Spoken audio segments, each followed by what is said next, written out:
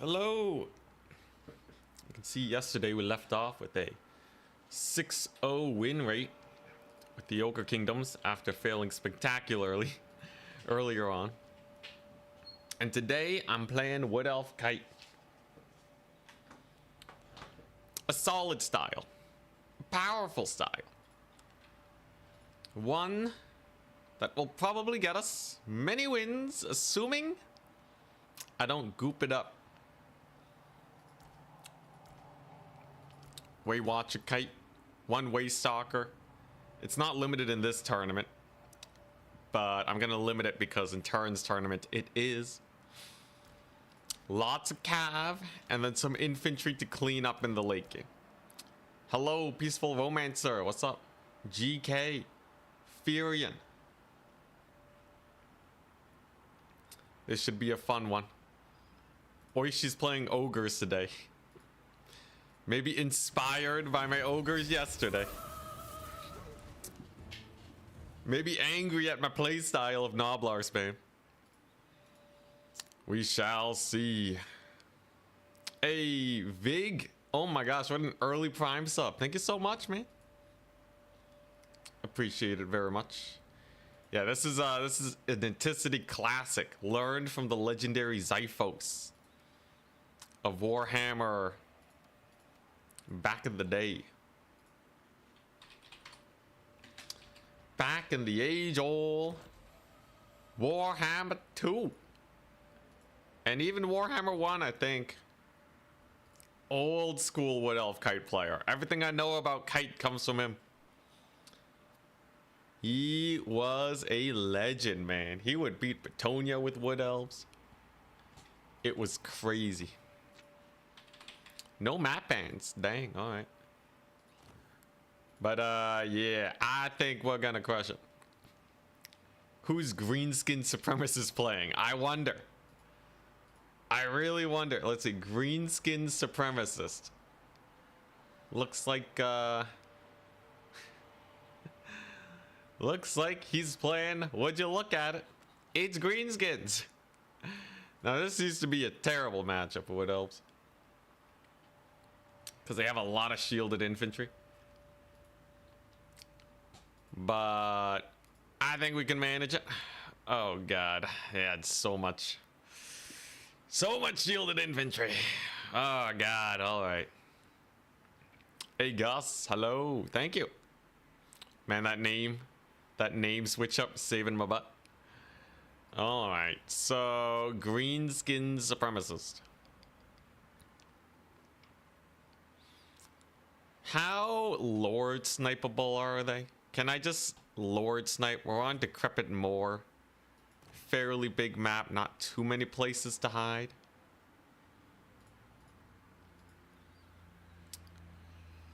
Oh man, if there's one. Man, it's been ages since I played against Greenskins too. Bloody ages.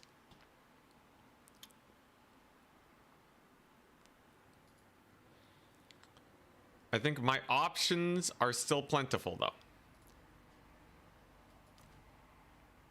Snipe them. Snippet to snipe them up. Let's see here. What's their counter kite tools? Like, it's either they're infantry spamming, right? The man tiding it. Or I guess that's basically it, right? It's just there's nothing too crazy. I think.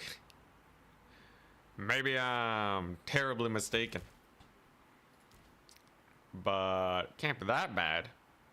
Just a couple green boys. Why do I have so much fear in my heart? I don't know. Is this where we use Zotes?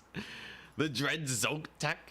They have flesh to stone. You can use that to win cav fights. Actually not completely useless. But otherwise, probably not.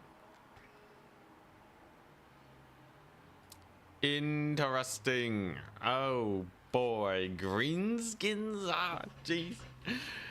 How you supposed to kill them? Gobbo stack. He's gonna have a lot of spider riders, I imagine.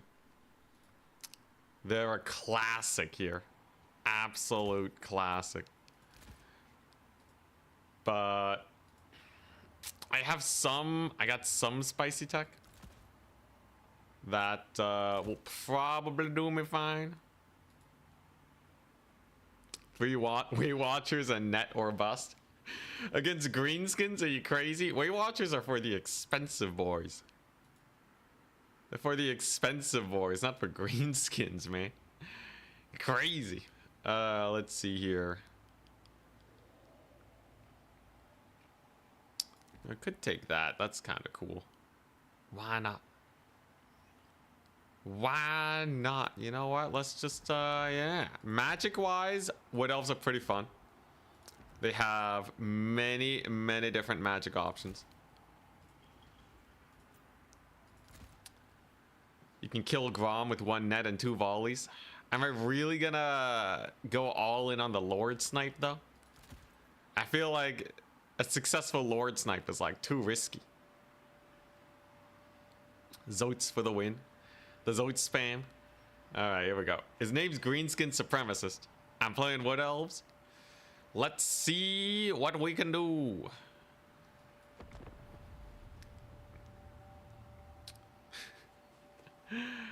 Oh, Nelly.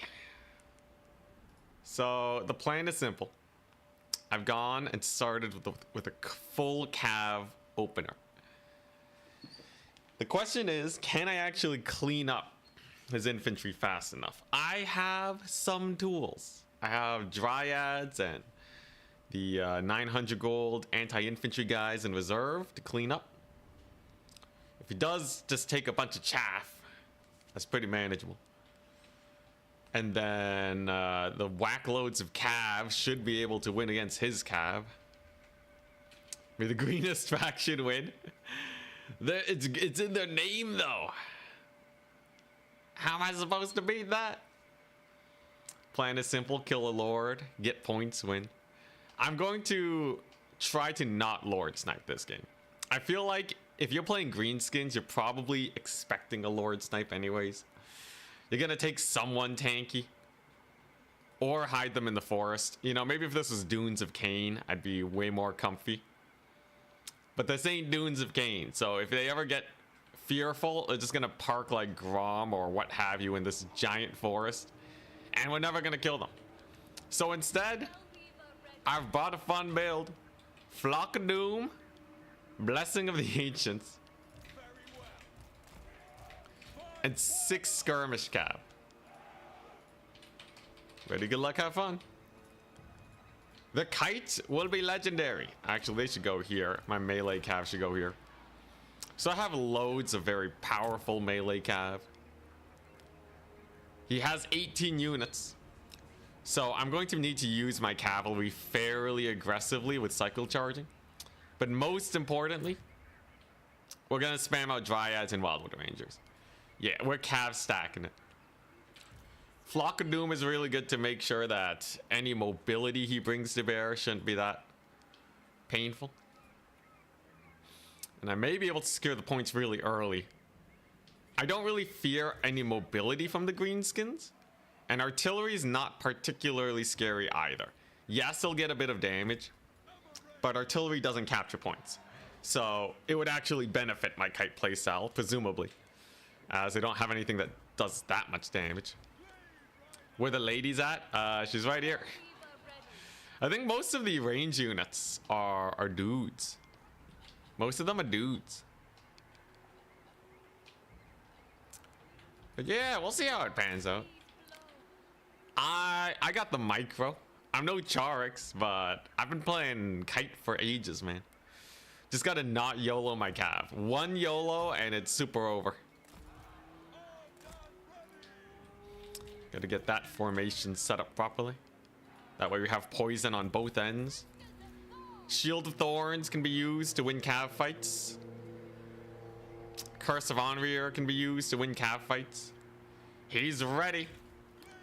Let's do it. It's a bold strategy. I think we'll be fine. What's he gonna do?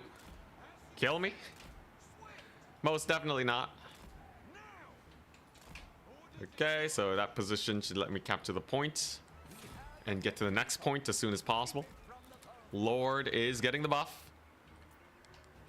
The Dread Blessing of the Ancients. And he's spamming a lot of chaff, so I should just get Dryads out almost immediately. Name of the game is start the trading as soon as humanly possible. 18 green, boys. 18 green skin units. Let's feign a charge. Is it gonna brace? Pretty obvious charge. No brace. That's pretty nice. Are those fanatics? Just goblins, okay. Yeah, I just gotta spam Dryads then. Dryads will do great. We already got a pretty decent early charge on some of his guys. He's probably gonna retake this 1 point though. Not if I can stall him a little bit. Couple orc boys in here. They're kind of braced. These guys aren't though.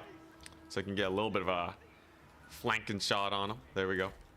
And I know my Dryads should be able to win more or less any fight that they decide to take. Because he doesn't really have any support for his guys. You can see indeed he was very careful with his Lord choice. He was very careful with that. Looks like I should be able to rout off these gobos at least.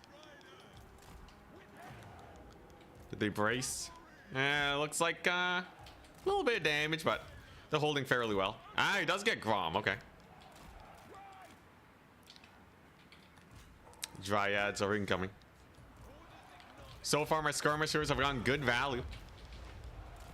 Throws on a little spell over there. Nothing too crazy. As long as I keep spamming Dryads, he should just die, right? He's completely and utterly undefended in terms of his boys here. He's very, very undefended. So rear charges for days are on the menu for sure. Dryads look like they're doing well. He does bring in some elite cav though, so we gotta be a little wary of that. There you go, get a little bit of sandwich going on. Should be able to get a swift charge into these orc boy spears, and that's already a pretty decent pick. Then we start summoning in the elites. Just gotta not blob up my cav too much, but I have very high hopes for my Dryads here. His cav are not too spooky. Gonna have to push up with my Lord though, to make sure that we can actually handle this here situation. Gonna need more units of dudes here. Dryads on the big guns. And then once we get our flocks of doom, he's pretty screwed, I think. The skirmishers are doing great. There's flock doom. And a swift charge to the back. That's pretty nice. Seems like a perfect time to cast Curse of Onrir to just really get the nail in the coffin on these little itty bitty greenskin cavalry. And with them down, life is pretty simple. I'm like running down his forces now. He did not have enough dudes here to support the main lines. Wild Riders got to back up. We got some more Boar Cav. Back it up. I said back it up. Gonna have to run down as many units as we can. Looks like my skirmishers did fairly well. A little bit of a Boar Cav charge, but it's okay. I mean, where he's taking this flank point doesn't matter. We got Wildwood Rangers coming on in to handle that situation. What we got? I got more Cav over here. The Dryads are amazing. They're just, yeah, they're just pummeling him, man. Absolute pummeling. There goes his Cav, and he has a couple archers, but this is looking like a pretty big devastation on the greenskin front. When you have no forms of anti-kite, it's gonna be pretty brutal. Still not over quite yet though. His forces do rally, but most of them are quite tattered. I don't imagine they'll be doing too much here. Looks like his archers are mostly down. Then I can use my cavalry here to clean up this mess. We're just here to take advantaged fights, really. We just want to take some very advantaged fights. Full surrounds on his cav are definitely the way to go. You can see how badly the greenskins get wrecked when you just get that 6 surround on. Most of my cav has actually been doing great so far. And his magic isn't the spookiest thing in the world. Look at his infantry. They got to run away now. Wonderful kill on that cavalry over there. I got a sick charge. His archers are in disarray. I think we won it. Didn't even need to stipe Grom, man. We just pummeled him with the cav. Another giant flock of doom. Flock of value over there on his boys. We definitely have the mobility advantage. And if he commits with his cav onto my dryads, they're just gonna die, right? They're just gonna die. So I'm not too worried about that. I have a unit of cav here doing nothing. Get in there, man. Oh, got a little bit of a cav charge. He is pretty surrounded though, so I don't fancy their chances. Capture point wise, looks like we're doing fine. Let's go ahead and get our surround. And yeah, you know, pretty good. As long as I use my infantry here properly. He's been really passive with Grom the Paunch. I feel like he could have been way more aggressive with them. Full surround on Grom with these Regiment of Renowned Wild Hunters of Kurnos would definitely be a bad time. So it's understandable that he didn't commit with them, but I felt like he doesn't really have too much without Grom, you know? You spend a lot of money on the guy. Spend a lot of money on him. And if he does nothing, it's kind of sucky. Looks like we got more boars over here. How do we want to take this fight? Probably pull back with the cav, charge him with the Wildwood Rangers, get these guys prepared for a surround. And I should be okay. You always want to tank the charges with your infantry, because their HP is a lot more expendable than the HP on your cavalry. Great opportunity for Flock of Value. That is a massive surround on his boar boys, which means that they are on their way out leadership wise. Technically it says value trading is fairly close, but I kind of doubt it, because the game doesn't track skirmisher damage very well. Most of my guys are doing pretty good. The Green Tide Comet though, lots of them are routing off the map. I think we just took better engagements in the end. I think we just took better engagements. He's been sending a lot of orc boys without much support. And they're just kind of getting mulched, man. Just meat grindered. There you go. He does have some black orcs though. No, those are savage orcs. All right, never mind. We ain't got no fear against savage orcs. They are unarmored and I have magic damage, so the physical resist won't even help them. Brutality. Let's get some dryads. Is all the skirmisher value missing? About like 50% typically, I'd say. Roughly 50% of the skirmish value goes undetected by this little tracker here. Anyways, I should just be able to run down his archers now. They are the main source of his value. He's sending in a couple boar boys. I do have some spears. Didn't really need spears this game. They're really just there for like a really big emergency. Okay, that was kind of a dumb charge. Kind of got myself caught up there for nothing. I will say though, these flocks of doom, man. Actually not that much value. Surprise, surprise. I guess Flock of Doom isn't as good as I thought against Chaff, you know? I guess if you're spamming it against Chaff, it's kind of like using Malkoths against Chaff. Not the most valuable thing in the world. I have a Wild Rider idling, okay. When you have a lot of units like this, you just want to check for the ones that have Z marks. And if they have Zs, then that means that they're idling and that you got to get them going. Sisters of Thorn do still have their damage reflectability, by the way. That'll be pretty good against the Savage Orcs. With my charge, though, kind of goofed that up. But I still have a double cap. As long as I play relatively safe, I should be fine. He's going for a charge. Let's just pull back. My cav are way more maneuverable than his. Pull him into a bad situation. There you go. And then pick and choose whichever one I want to charge in for the surround. Oh my gosh. Oh, what a surround. Oh my god. Lured into the pits. Now that's pretty sick. That's pretty sick. He gets a little bit of a spell over there, but it's not going to save him. His archers are still getting a lot of value, but that was a great collapse on his guys. Gonna have to pull back though before it gets too spicy. These guys are apparently rather powerful.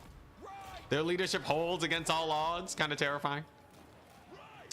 He is slowly pulling back in value, by the way, as my skirmishers kind of run out of ammunition. So we will have to be a little bit careful.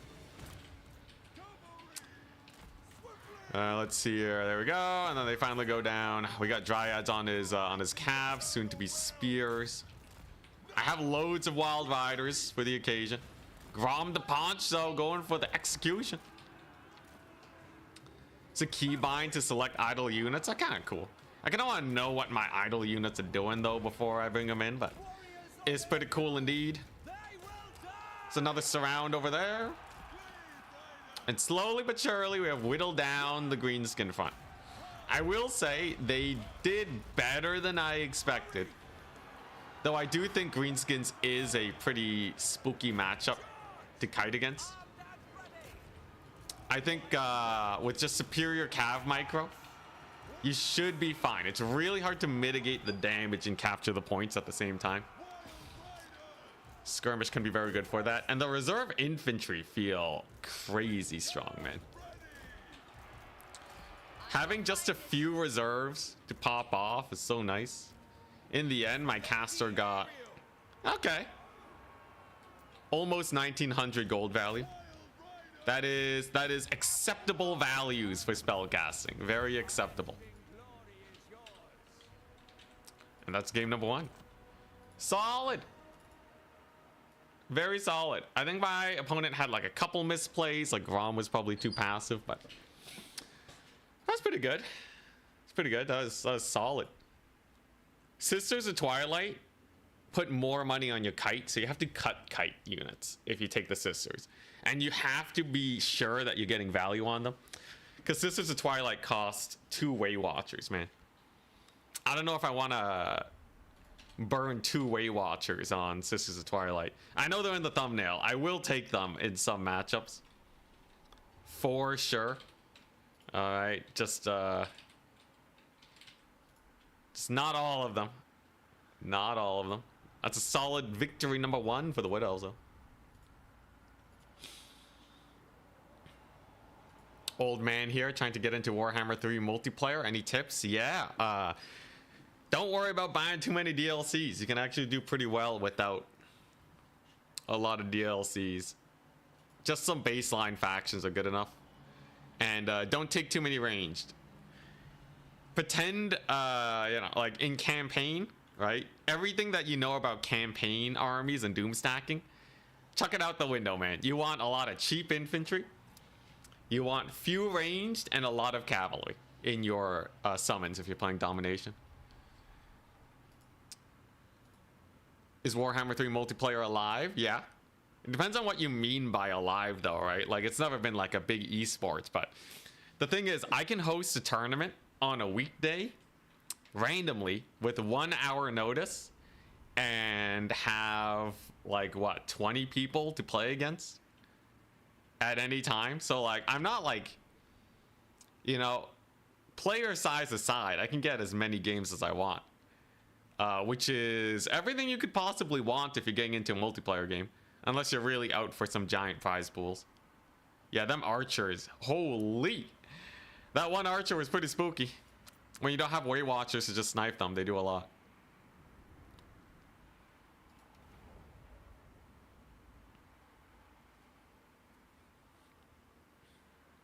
Don't play Slaanesh if you have honor. I feel like Slaanesh is a harder faction to play if you're new to multiplayer. They can be a harder faction to play.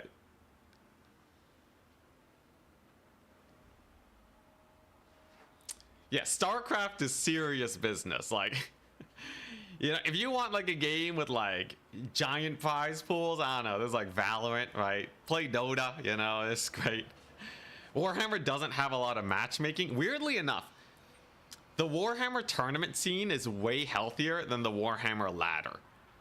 The Warhammer tournament scene, we have tournaments every day nowadays. It's amazing. You know, I want to play a tournament. I can host 2 tournaments right now, anytime I want. If I go on ladder, no matchmaking. Super cheesy builds. People using banned units in tournaments. It's great. It's you know, the ladder is a little bit more sus. I would not play too much of that outside of practicing some factions and learning the ways of the game. But yeah. I have a wood elf build. What's this wood elf build? Old school. All right, I'll save this one to wood elf kite. There we go. Yeah, no chat either. Oh my gosh. The brutality, Clem and Cyril. Dude, Clem and Cyril, I love watching their games. Watch a lot of Loco. Had to go feed your cats. Did I win the greenskin match? That's right. You can see in the tournament wins down below. We'll want to know. Crushing it. It turns out infantry spam isn't that good if you have Dryad summons. So this is like specifically to shut down infantry spam. Because cavalry alone is going to have a really hard time. But Dryads...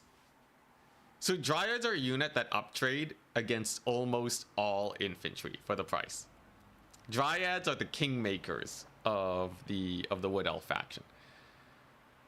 So I know that if I use my mobility to stop his mobility from rear charging these trees, I guess, that they're gonna win it for me. And that's exactly what happened. We just made sure that he had nothing to shut him down. Only thing I can't stop is like serious magic. Maybe some crazy burning heads on top of a wide army. Like Empire could be spooky. Probably won't run this build into Empire. Can you convince Zombie Grub to try this game? Absolutely not. Yeah, Dryads are the best anti-chaff chaff. They don't even have bonus versus infantry, but they have such high weapon strength. Look, take a look at this, guys. Take a look at this. Dryads compared to Forsaken, which is another unit I love. They cost 200 gold less, but they still have 40 weapon strength. 35 melee attack. They have more melee attack than Forsaken if you don't count Frenzy. They got 43 speed, very spooty, 20% physical resist to make up for their lack of HP and armor. But most importantly, they cost 200 gold less. It's like almost 30% off, man. It's 30% off Dryads. It's like 25-ish, 25% off. So you can just get more Dryads, all right? Compare their damage to like Marauder great weapons. Dryads do 33% more damage in terms of just raw deeps against chaff. Hell, compare them to, here, Chaos Warrior great weapons. If you just look at the damage values, these guys only have +3 melee attack and they do less damage to chaff. Dryads hit hard, man. 40 damage is no joke. It's crazy.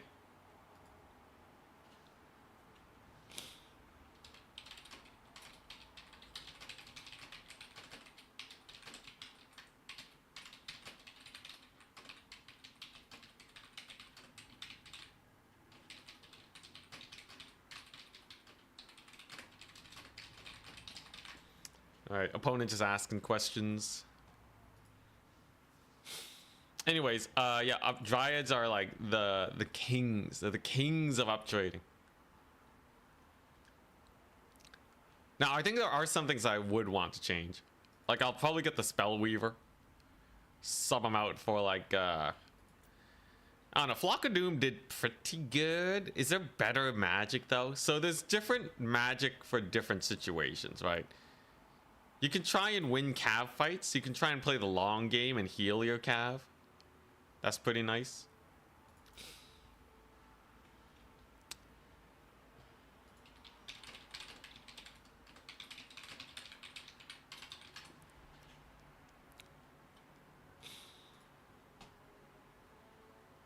It's a keybind. Oh wait, I already read that one. Can you look at Hawk Riders? Okay, so Hawk Riders are basically the Pegasus Knights of this roster. So take a look at this. Hawk Riders compared to Pegasus Knights. So we know that Pegasus Knights delete Cav. Hawk Riders are even less HP. Even less damage. Oh, God. Yo, if you thought Pegasus Knights were glass cannons, Hawk Riders, yeah, okay, they have a ranged attack, which is pretty cool. They got decent stats, you know, they got charge bonus of 46. God dang, though, man. I already suck at using Pegasus Knights. You really think I can make Hawk Riders work? Dude. Dude, it's not gonna happen, man. But yeah, they're kind of like Pegasus Knights with bows. Is Hawk Riders with sisters viable? Only if they're not going man-tied. If they're going man-tied, it's gonna be very difficult. God dang, Hawk Riders, man. Oh, jeez. Yeah, you really gotta get value with this. I don't think they're worth it. 1,000 gold, though. Zote spam is the way. Zote spam, they are useful in specific circumstances. Like, Flesh of Stone Regrowth is great in a Cav fight, but man, are they expensive. Anyways, Hawk Riders are okay. You know, they are a solid trading unit. They're kind of like gyrocopters or the Dwarven blimp, you know. You're definitely gonna get value with them. But is it gonna be fast enough for domination? Maybe not. And here's the thing, if you want a Hawk Rider, take the Sisters of Twilight, man. They're basically Hawk Riders plus. Durthu Treekin. The Durth. Durthu Vanilla almost costs as much as Archaon, man. So if you treat Durthu like Archaon, he doesn't even have like a burning head or anything. So he has worse magic. He has Sword of Date. He's slow. He can get shot up a lot. Doesn't really clear infantry too fast.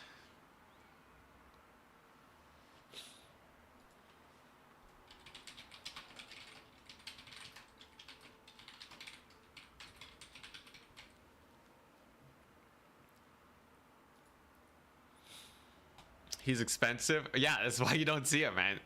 Every answer to why don't you see a unit in multiplayer is because they're expensive. It's that simple, right? Look, Orion, right? Naked Orion is already 1,600. He's not the best fighter in the world, not the best range damage. You take a couple spells on him, he's 1,900. Like, Archaon doesn't even get taken all the time. So if you're worse than Archaon, I don't know what to say. He's a non-spell casting Archaon for 2,100. No, Hounds of Orion does not count as spell casting. But more importantly, he also just doesn't really serve much of a purpose on this roster. He doesn't really have a good kite. He doesn't have a lot of armor, so he gets sniped really easily. Archaon is strong, though. Yeah, and he's not taken all the time. Sometimes people run as Azel. They have Arrows of Kurnos. What? The Hawk Riders? No, that's only in campaign. When would you take War Dancers? If you want to clear infantry really quickly. And you already summoned all your Dryads. War Dancers are Dryads minus. So let's compare them to Forsaken. They cost the same amount as Forsaken. And let's just take a quick look. War Dancers share the same speed. They have 70 less armor.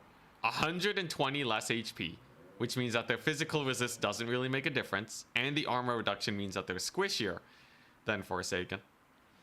They have, they can boost their missile resist or melee defense. Neither of these are too important. If you're getting shot at because of your low armor, you're probably taking too much damage anyways, even with missile resist. Though I guess the physical resist might help. It's still pretty painful though. It doesn't really mitigate as much as like the armor would in most circumstances, or at least it's even. They have a bonus versus infantry 12, which does give them a rather high melee attack value, but their weapon strength is way lower. 10 less damage against infantry. Way less charge bonus. They're basically a squishier Forsaken as far as I can tell. Nothing too great about that. Anyways, we're up against Outer Region next, it appears. Oh, Nelly. I used to have a hard time against them, but ever since I started the grind, we've been doing pretty good for ourselves. Next map is Eastern Isle Colony. Oh god, alright. This one's an awkward one for Wood Elves. Can you even kite on this map? Kind of hard to tell.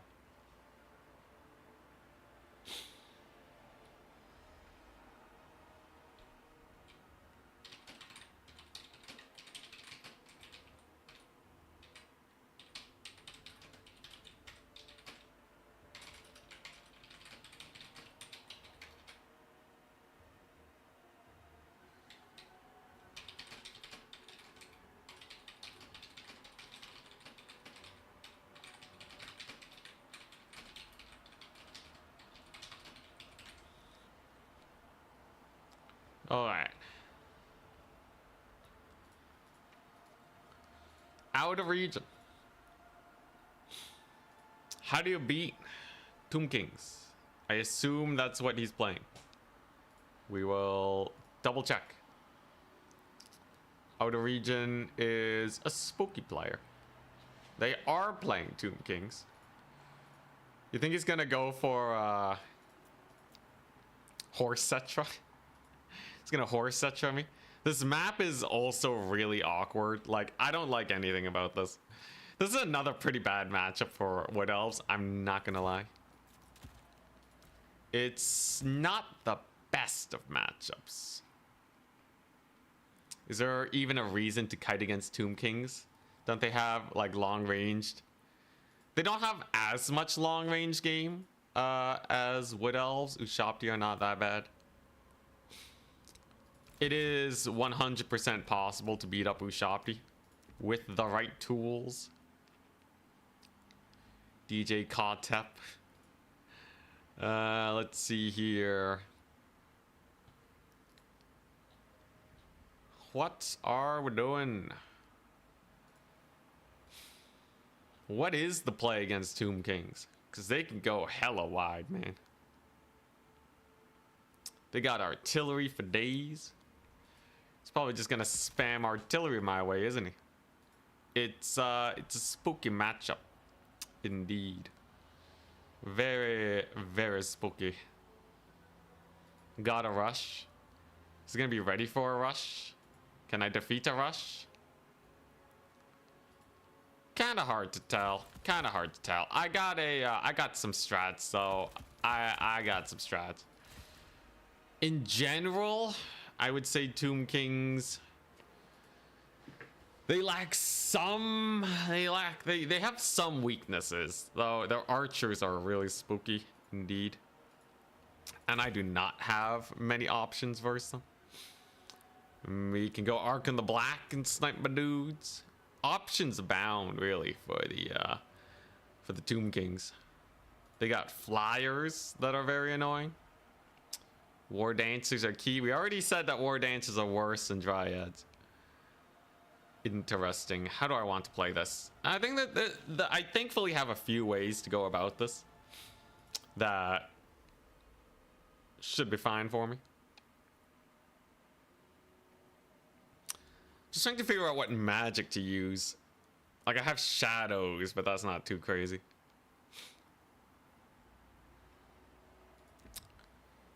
Ugh, what a nasty matchup we have found ourselves in today. You know what? Sure, I'll take one of those. What's the worst that can happen? It's just the Tomb Kings. It's just Tomb Kings. They can't be that bad, right? I say to myself fearfully. It should be fine, though. At least their cavalry isn't that good. At least their cav isn't extraordinary by any means. Totally and absolutely punishable by most means that we have available to us. The thing is, he has some really good spell casting that's gonna throw me in for a loop. Cacti? Cacti units for Wood Elves because they're trees. I don't think they are trees, cacti. Because they don't have wood. Cacti are not, they don't, well, technically they do give you You know, that one map that does have cacti does count as a forest. So maybe by that measure, cacti are. Maybe that by that measure they are trees, but that's about as stretchy as I can make it. Cacti men. Let's see here. What else am I getting? Anything good? Like, is anything good on this roster even? What am I even supposed to take? What if he just kills me, man?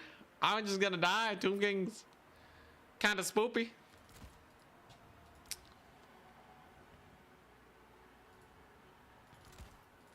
Sure, I'll take one of these. Worst case scenario, I get absolutely mauled, right? By outer region, what an honor. I'll take it. Sure, let's just try it. You know, it's I think if I just play this one well enough, I'll probably be okay. My infantry should be far superior to his, but my ranged, paradoxically, is worse. Desert trees. Think Scarbrand's in a good place, or just a bad pick at the moment. I think Scarbrand's like an A tier pick. He's pretty good, but he's not, like, he's more of a situational pick than anything else.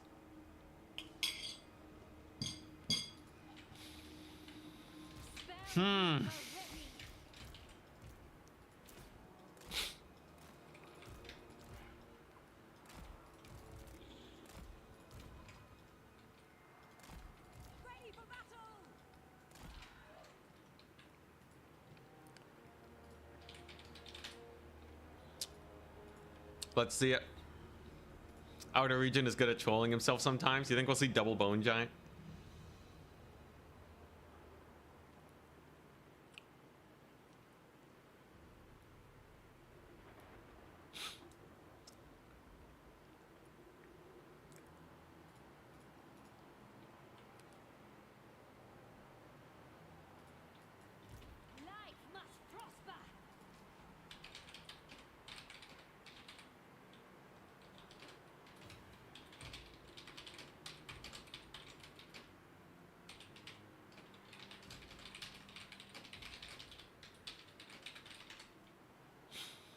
All right, he's ready.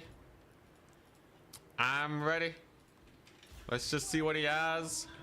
Gonna keep these ladies in the forest for a big surprise. Oh, so he did go wide. Oh, that's pretty chill then. I just used my Way Watchers here. He brought Sandstorm, Darude Sandstorming, Usirens, the Japs. All right. It's about as vanilla as it gets for the Tomb Kings. There's nothing too crazy. Arcane Unforging, you can overcast it. Doesn't really do much on overcast though. So yeah, let's just park over here. He's gonna know I have Way Watchers. He's just hiding. Interesting. So he's gonna overcommit here because he doesn't know that I have those guys. I also brought Zotes for the lulz. All right, let's start working them. Any dodges out there? Oh, that's a nasty one. So I just gotta slowly wear him down. He brought in his little artillery piece that we'll have to be wary of. Do I try to kill Kodtep with a little bit of snipe action? Probably. I think I'm gonna go fully over here, just defend this area and let my Way Watchers kill his infantry. His artillery is also kind of mispositioned for that. Arcane Unforging. It's kind of like Spirit Leech. It's not like he has that much in the way of healing either. And then for his chariots, I guess we are taking Zotes. Kind of a weird idea, but I guess it makes sense. Here comes my War Dancers. Dryads are coming on in. This is a great time to take this fight before the chariots have arrived. We'll just clear those guys out. And I'll sit on the one cap. One capture is fine. Now, where are the chariots gonna go? That's the big question. Looks like they're beelining it straight to my Blade Singers. Maybe a forest fight will be enough for me. Way Watchers. Pretty good damage so far. Does get the chariots in there, though. My Zote summon was a little late. Gets his AoE on me. Just a couple Tomb Guard, not the biggest of issues. Gotta keep the fire rate on these Way Watchers up. So I think we're just gonna have fire at will on them. And probably just shoot his Tomb Guard to death. We want to finish them off so they don't get much healing either. That's pretty important. Let's see how good his chariots are. I can get a another silence on Codtap over here. We finally got our Zotes in. The Dread Zotes. How much damage he's gonna get with these chariots though before the Zotes show up. It's kind of unfortunate. But it seems like he hasn't gotten too much work done. That's fine enough for me. Sure, let's just switch their mode. Why not? Zotes have plowed through. He's in the forest with those chariots. I can get a heal across the board. Sure. I guess we'll start shooting them Tomb Guard too. Zotes are doing fine. They're doing fine. He gets his little Ushapti summon. Not a big deal. Boy, does he have a lot of chariots. I guess I did not really account for the chariot spam, but at least my infantry is winning fairly well. Game says my value trading is pretty good too. He's gonna get a sandstorm out. Not much I can do against that, it seems. But Codtap is very low. That's a doozy for him. Definitely a big old doozy. Zotes are bullying his chariots fairly well, I'd say. Flesh to stone on those guys just to keep them alive. Is Codtap snipeable from here? I'm just gonna go for it on the off chance that he takes a little bit of damage. Yeah, he takes very little damage. I'll take it though. Man, those chariots though, kind of bullying me. Kind of bullying me. I have like almost nothing to deal with them. They're getting massive value against my guys right now. Not the best of situations. This little artillery piece is having a big old day too. But I guess the Zotes is still doing fine. Weirdly enough, the Zotes are probably performing the best out of everything here. Weirdly enough, the Zotes are king making it. And maybe I get a Codtap kill in a second. Dryads have done fairly well for themselves. We got my units over here. They're gonna get a lot of work done. Codtap. He's silenced again. What else do have a silence ability? It's pretty jokes. And I just have no cav, by the way, because then otherwise you get a lot of spell casting on me. So I've gone for the no cav play. It's kind of crazy, but I think it's actually kind of what I need here. As long as he doesn't capture this point, I'm in an okay position. More Wildwood Rangers are always really good. And Codtap's on the brink of death now. You killed his cav, so now I can go for a back capture. And focus firing units is definitely the way to go. By focus firing, he doesn't make as much value off of his passive that he otherwise would. And that's going to be quite nice for us. There's the back cap.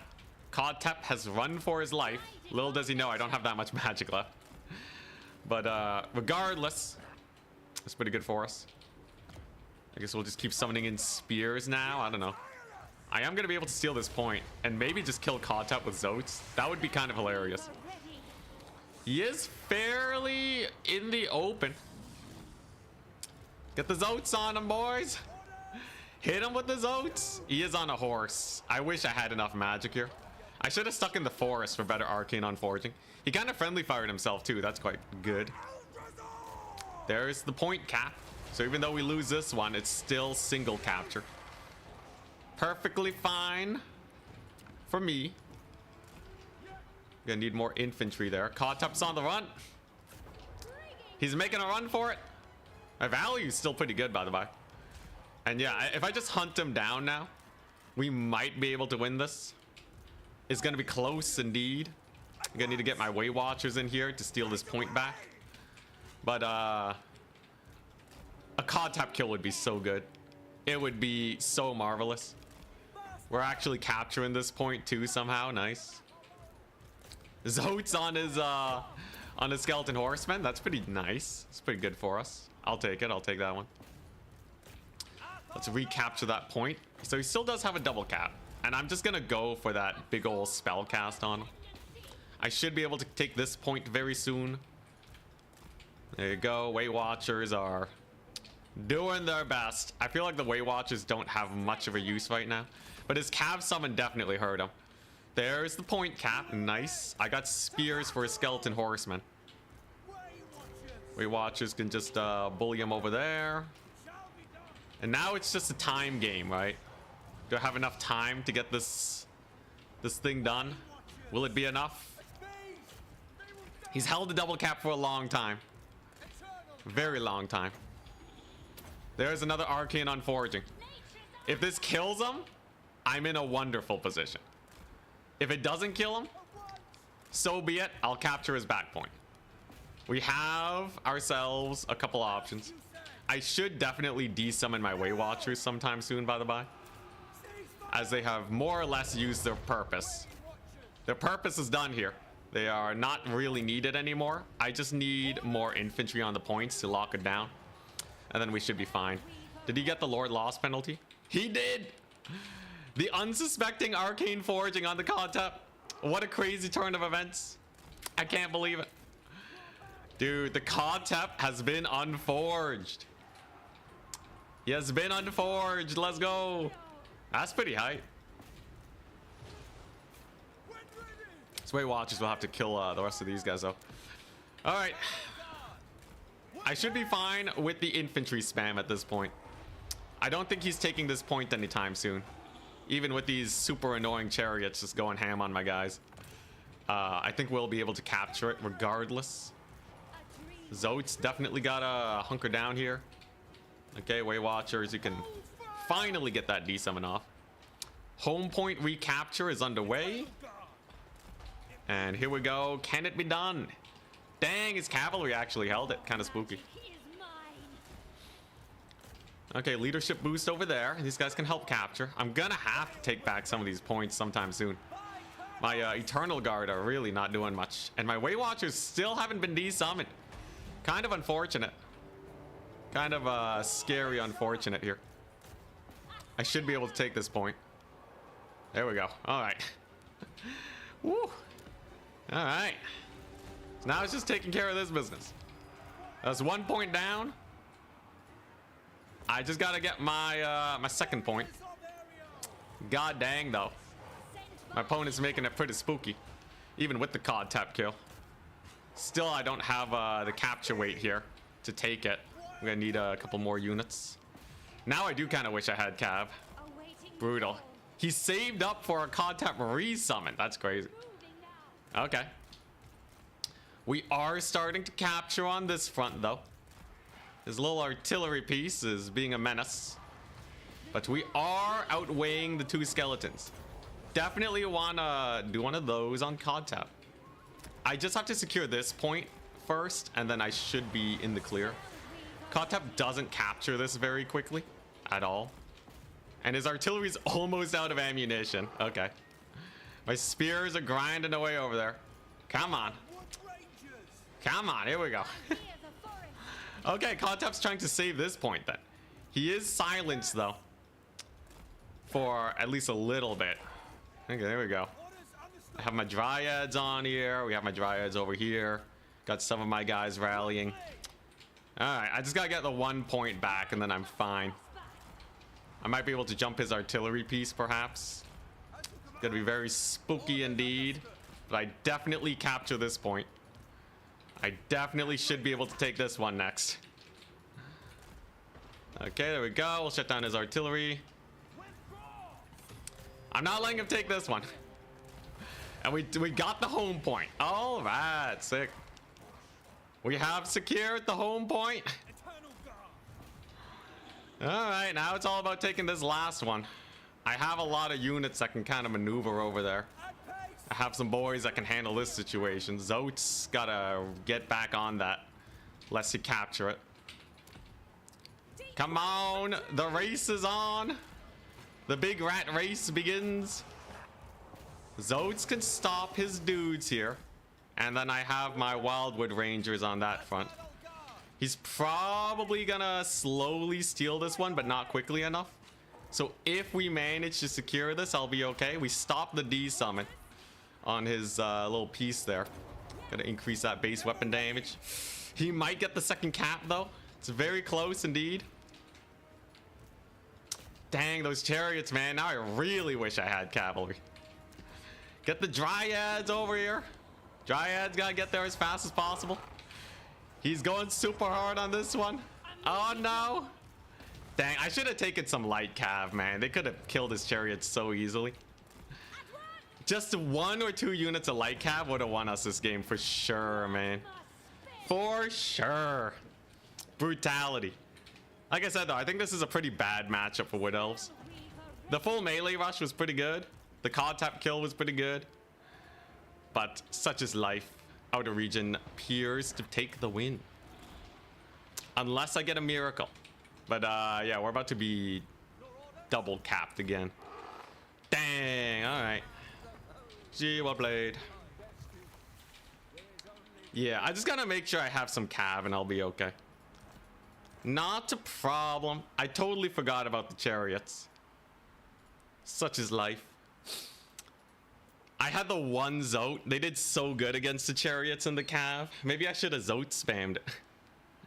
His magic wouldn't have been very good against the Zotes. That's why I was thinking they'd be a cool option. Most of my infantry did really well. I think the D summon on the Way Watchers was pretty late too. Though they did get pretty good value. Shot a lot of Tomb Guard. Going for the classic 3-1 score, yeah. Anyways, yeah, the easy solution is you just do this. Take a couple Glade Riders to shut down his chariots, and then he literally has nothing. Or run more Zotes, you know, any anti-large. The Eternal Guard didn't do that badly, considering the circumstances. But they're not like an infantry grinder. Maybe I wanted War Dancers. Nah, it was just chariots. You know what would have been fun? Like a Great Eagle. Get a Great Eagle to hunt down Kodtep. I assume Kodtep was pretty cheap too. Very spicy indeed. Losing to Outer Region though is not too bad for our odds of making it to semis. At least. And then in the future, I feel like I should totally just go harder on the Lord's Knight. I will say I did like the Arcane Unforging. It's pretty nice. Our Wild Rider's not great here. No, they're not great because he has a spell that chunks like a third of their HP. A little under a third. Maybe like 27% of their HP.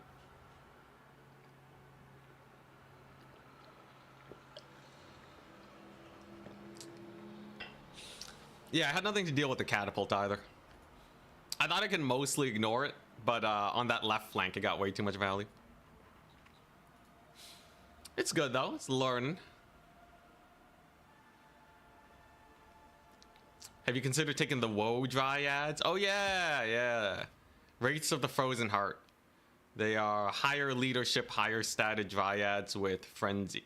So they are much closer to Forsaken. They're totally fine, yeah. They have a slowing effect. It's, you know, it's just a solid unit.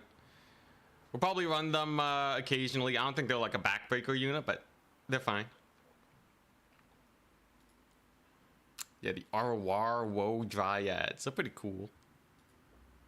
Is Drycha an option? Always. Drycha's always an option. I just wanted to go for the Lord Snipe this game. I had a feeling I'd be able to snipe something. Especially with the Way Watchers, shut down big single entities. Slowing aura to help pin down chariots. Yeah, yeah. Let's see here. The other option versus artillery would probably be, you know, I could have tried sneaking with the Way Watchers on the left flank, but I assume they would have died to chariots.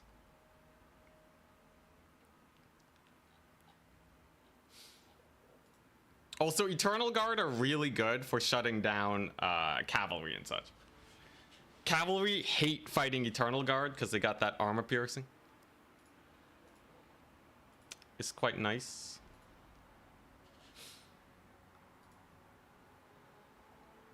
Single Eagle. Single Eagle's kind of nice, yeah. It wouldn't help with the capture weight though. So if I had one less unit of infantry unit, I probably would have a harder time clearing off all of his chaff. Cactus Forest Dragon. This bad boy doesn't really, you wouldn't have had any targets that match. That would have been really bad. Yeah. Anyways, Tomb Kings is just a rough matchup for Wood Elves though. Very, very rough matchup. Lots of healing, lots of dudes. We'll be okay though. Flying unit can be good to jump units. Well, my flying units would just die, right? I can't just land a Great Eagle on his artillery piece without backup. If I were to do that, I would need like Pit of Shades, which would not be bad. So like you could go Pit of Shades and a Great Eagle. And if they don't have single entity sniping, you land on the artillery piece. If they surround you with cavalry, you cast Pit of Shades on them. Easy deletion. They can unman the artillery piece though, so you have to be a little careful with how you play around with it. You know, they might just reman it after your Pit of Shades. But that's one option. Other options include I don't know. It's a dark magic. You can Blade Wind them. You know, Blade Wind is kind of a cool vortex you can cast. 18 damage per second. Very decent cast time. Only 11 winds of magic. Maybe I should have spammed Blade Wind against them. Although I will say that Tap Snipe was pretty value. Great Bow Treekin. The Mega Strat. Alternatively, I could have also just taken some basic Lead Guard instead of Way Watchers.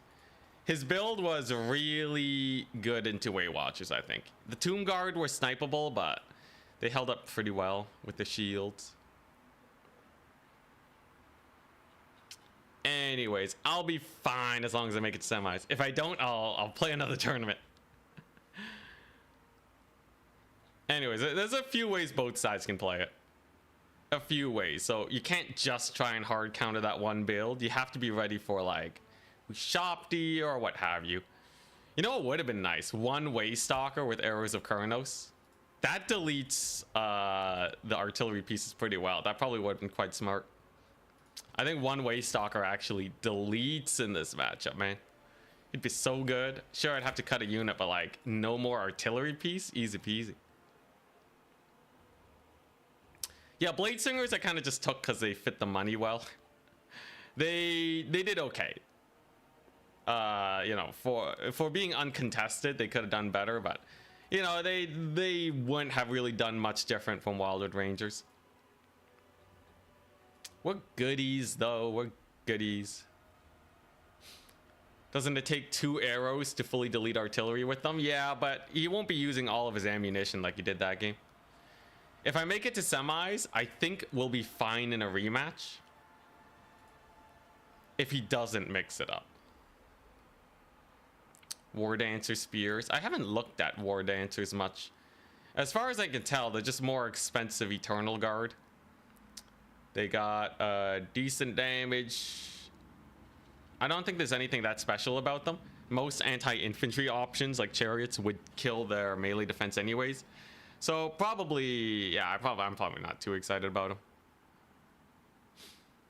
I will say that map was also pretty janky for me. Very little room to maneuver. Maybe I should have gone Mass Treeman. Double Treeman. What did he have against Treeman? Did he have a new Shopty in reserve?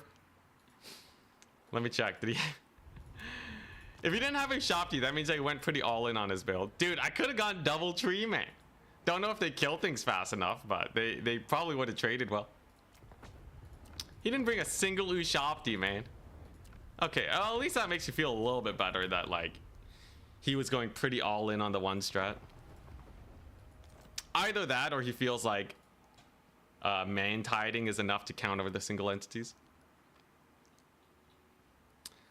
How do Dryads have 35 melee attack and Tree can have 26? Because they're slow, man. They're big lumbering boys. The Dryads give me, you know, the Dryads have the 43 speed. Tree can only have 34. They're different, man. They're different. Just because the trees doesn't mean they're all the same. Fiery Convocation. Fiery Convocation is such a long wind-up spell, you can dodge it with skeletons. Technically, if he didn't dodge it, though, it would actually get some good value. High Magic is such a weird lore. Everything's on the cusp of being good. Yeah, it's usable, though. It's usable. Like, Apotheosis is a solid healing spell. But yeah, they're not, like, OP. They're not, like, spamming out, you know? You don't feel good about running High Magic most of the time.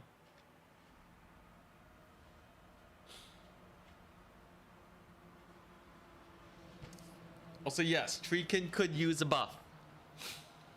100%. Treekin would have been jokes there, though. Like, he didn't have anything for a large targets, man. If I straight up brought Treekin, how would he have busted my infantry squad? I guess probably still with the artillery piece. High Magic Spirit Leech is bad. Is it? Let me take a look. Arcane Unforging is 50 damage times 22, right? So that's like, you know, it's a solid 1,100 damage for 14 Winds of Magic. 1,100 divided by 14. 78 damage per Winds of Magic. Spirit Leech is 750 divided by 8. It's 93 damage. It doesn't silence. Arcane Unforging has less range though, so Arcane Unforging is slightly less effective than Spirit Leech, but it's still basically Spirit Leech. More or less, it's still Spirit Leech. It's fine. 1 out of 10 Soul Quenches hit just right and do massive damage. Yeah, way too risky to run nowadays. All right, who's our next opponent? We're gonna need to pull some minor miracles if we're gonna make it to semis with so many signups. There are a healthy number of signups today. I've been launched to the pits. I need Outer Region to beat Oishi, but lately I haven't seen Outer Region like crushing his way to the semis. I would imagine he loses to Navigator or Oishi and then we're out. But we'll see. Maybe I match up. Charix lost one again? Come on, Charix, what are you doing? What are you doing, man? Very interesting. I might match into Charix. If I match into Charix, it's an easy way to get out of the tournament. One more match till the next round. Spicy indeed.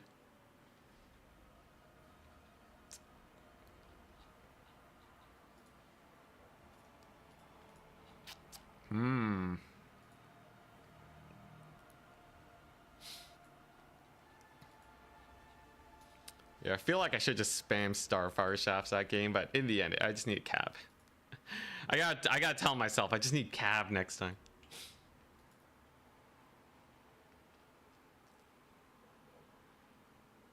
What's the next map? Oh, yes. The next map is Glade of the Everqueen, a decent map. All these maps are really tight, close quarters, though. None of them are really like the supreme openness that I really want. It gets more open towards the end, though. So hopefully we'll make it there. If I match against Charix and win, I think that's my most likely way to make it to the semis. Is if I match into Charix and win. Without Charix, I'm a little bit more comfortable. Because we're just going to see a lot fewer people. We're going to see a lot fewer people in semi. It's minus 1 person that's in the semifinals. And Charix can knock out some of the spookier people. The thing is, though, Dr. Jellyfish is closer to Charix. So I'm probably going to match against, like, Nacho Fur or something. Unfortunate, man. Oh, man. Unless Outer Region carries it. If Outer Region wins 4 games, we're fine, but that's not what we want. Brutal.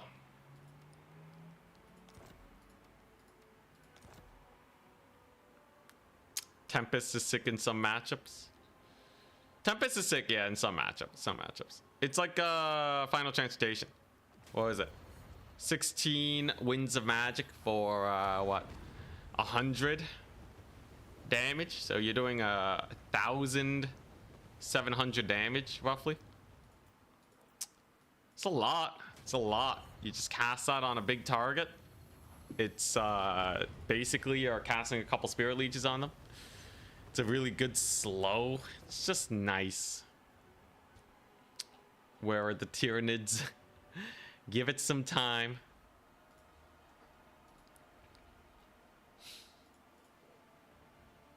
All right, who are we gonna match against? Give it to me. I need some very high rated players. We need high opponent points. Man, there's a lot of big names though. There's a good chance we see a lot of 3-1s today. The people in the top bracket, we got B6, Outer Region, Navigator, Oishi. Interesting. I would assume it's probably going to be like Oishi, Navigator, Outer Region, and yeah, probably B6. I think they'll probably make it to the thing, unless, or Charix. I'd sub out B6 and Charix on a coin flip, depending on how things play out.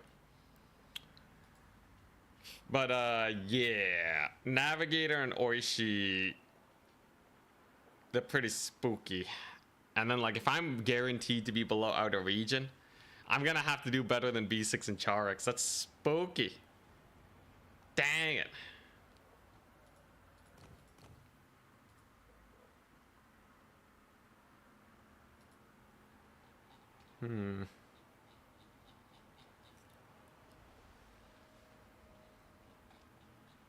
Yeah, I should make like a list. I should make a list of like things to remember for each faction. So that I don't forget.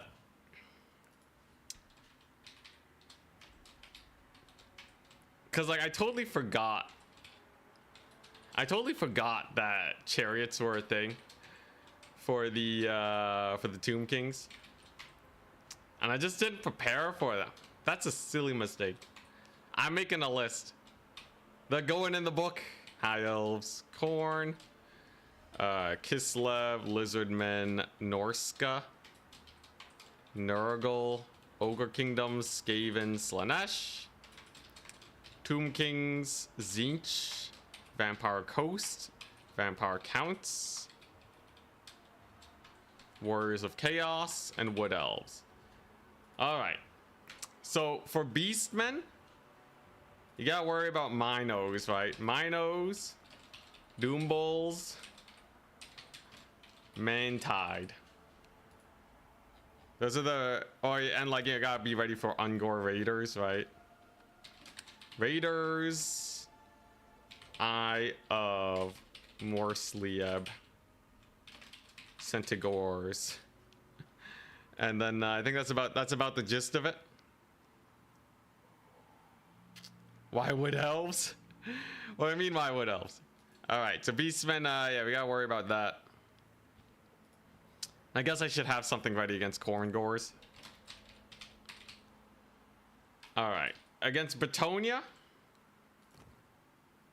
Against Betonia, you have to be wary of Green Knight, Alberic. Let's see here. Mantide, Bowman. You gotta be worried about Kite. You gotta be worried about Grails and Hippos. Kind of Trebs are the main things. Other than that, though, that's more or less all they got. There's no other big surprises they can do, right? I guess Go Trek Felix. That's something that sometimes people do that we gotta be ready for. Lord sniping, yeah. Chaos Dowie. Dude, do we have our opponent yet? Yo, there we go. We're up against Cow Z, dang it. Unless I get a really good matchup next round, I'm probably out. That's unfortunate. Let's see here. Wood Elves. What's this guy playing? Is he playing Beastmen? I'd be fine with the Beastmen matchup.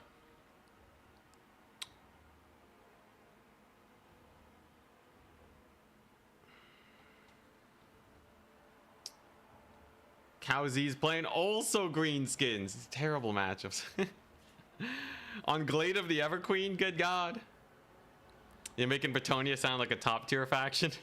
It's things to worry about. It's not things that you actually have to be. That'll kill you most of the time. Just make sure you have something to kill hippos and, oh yeah, I guess Peg Knights. Pegasus Knights. Chaos Dwarves is 5 single entity train build. Death Shriek. Let's see here. What else do Chaos Dwarves have?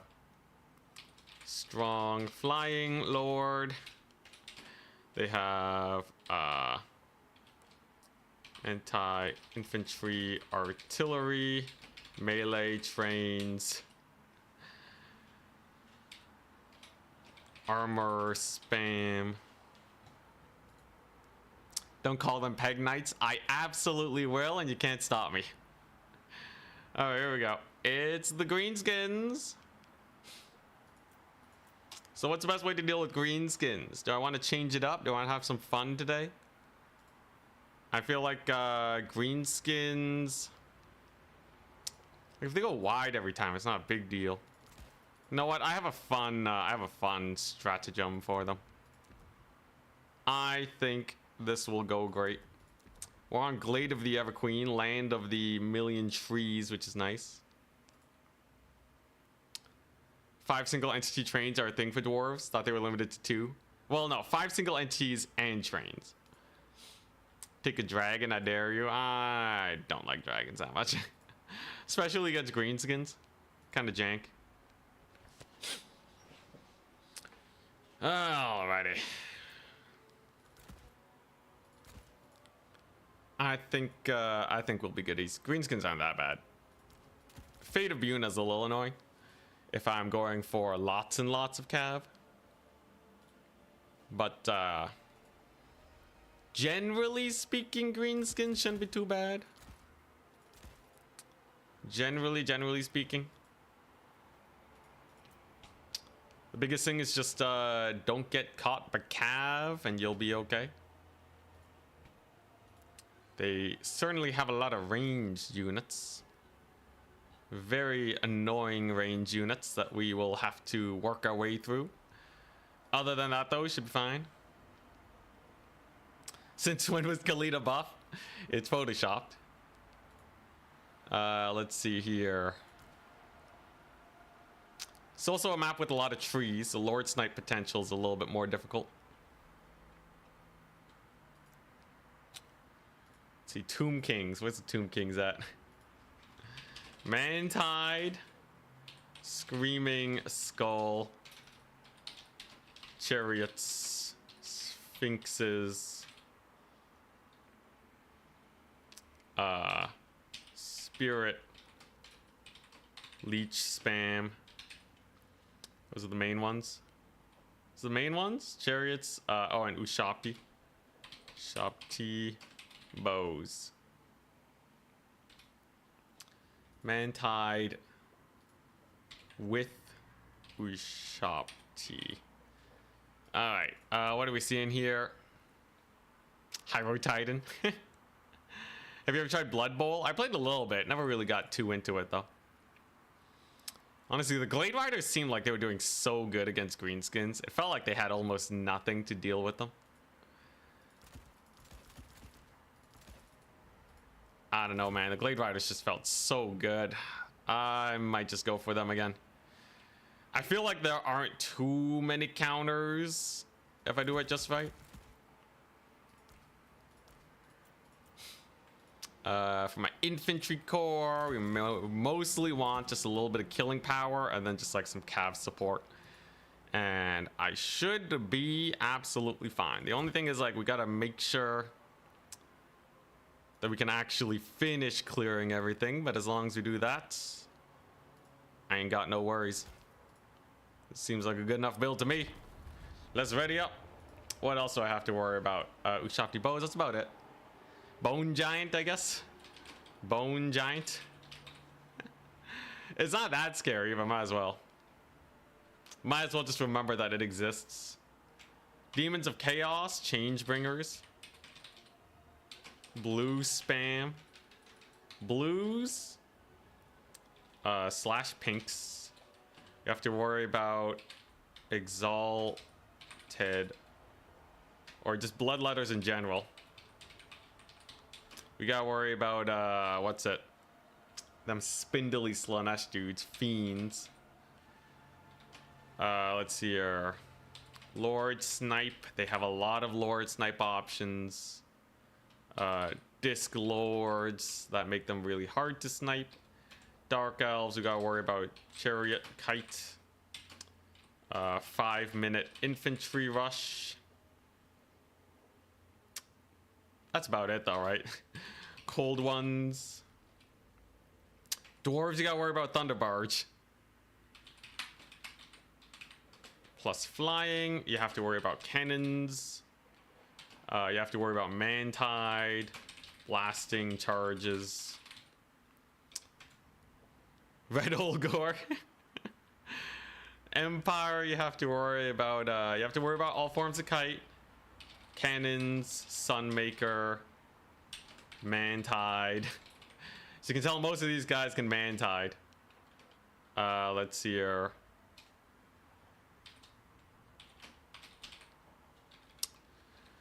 Dwarven Rangers, I guess. Rangers, Bugmans. Rangers slash Bugmans. Hero spam is very popular with dwarves. Mass guns. Don't rush them. Don't rush mass guns. What else could they have? High and or anti-infantry spells.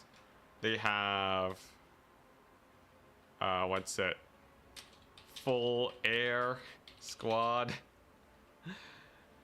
Doom Seekers for dwarves. Yeah, Doom Seekers. For Empire, you have to be wary of Marcus.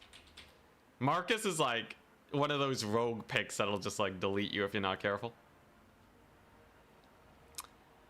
Iron Drakes, sure. Weapon teams.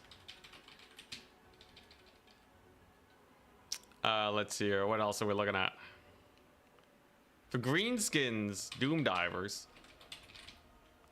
Mantide. Let's see here.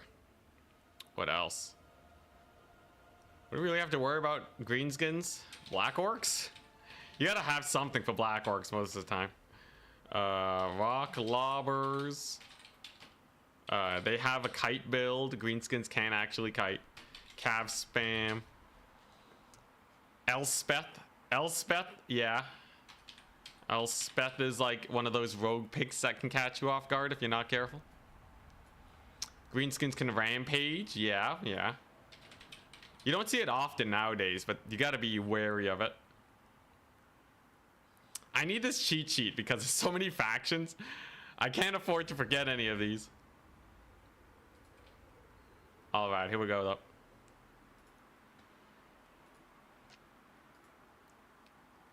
Night Goblin Lord. I guess they have nets. Greenskins can net.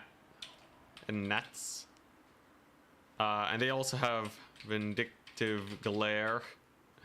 He dropped. What the crap? Alright.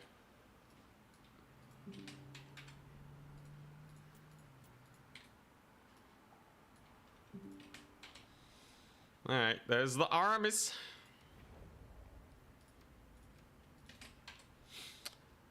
Alright, so he went infantry max. Makes sense. Basically the same playstyle as last time, but he has an artillery piece. So be it. He has a hag. I feel like I should be fine.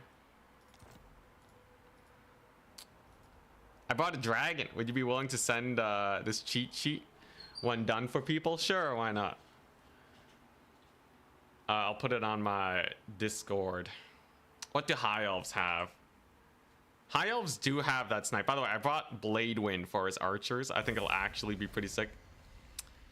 High elves have, yeah, arcane unforging. You gotta be worried about arcane unforging. Same with lizard men, by the way. So you gotta be careful about that. And tempest / tempest. I can't tell you how many times I've accidentally taken flyers into lizard men and we just die. High elves also have kite. And they also have, I don't know, infinite winds of magic high elves. That's not too spooky. All right, he should be back in a bit. He just crashed.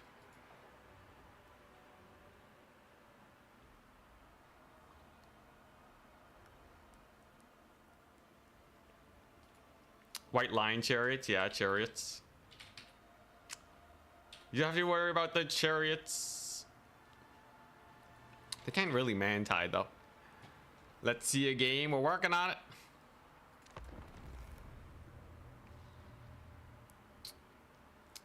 Let's see here. High elves, they have arcane unforging, tempest, chariots. I don't know. Do they have anything else? Like, what do you really have to worry about high elves, man? I don't know. Basically nothing. Corn, Minos / blood beasts. They have Karanak net. They have Karanak nets, which I keep forgetting about. They have Valkia. They have Skull Taker. They have rampages for days. You know, they got Wrathmongers. That's more or less the bunch of it, though. Their infantry's not that spooky. Are Hawk Riders good in multiplayer? No, they're really squishy, and people know how to kill them. 24 models definitely doesn't help them either. Kislev has the single entity Frostworm max builds. They have Mantides, kind of. It's like a mass ranged Mantide. Let's see here. They got Zargard. They have Super Cav that win every single trade. Lil Grom you have to account for every match. The dreaded Slaughter Brute Skull Cannons for Corn. Thank you, Skull Cannons. For Kislev, they have what? They got Lil Grom. Anything else? Sleds. Sled Kite. Sled Kite is pretty brutal. They have Lord Snipe magic. Death Frost is pretty spooky. Death Frost. Lizardmen have Shredder. They have Pterodons. Slaughter Brute kind of bad. Yeah, so bad. They have Pterodons, which are a backbreaker. They got Kite. They got Skink Kite. Really brutal Skink Kite too. They have Solar Engine / Ancient Stegodon, which is also like a long-range artillery sniping piece. Aquatics. They have Aquatics. They also have a Mantide. They have a pseudo Mantide with Saurus.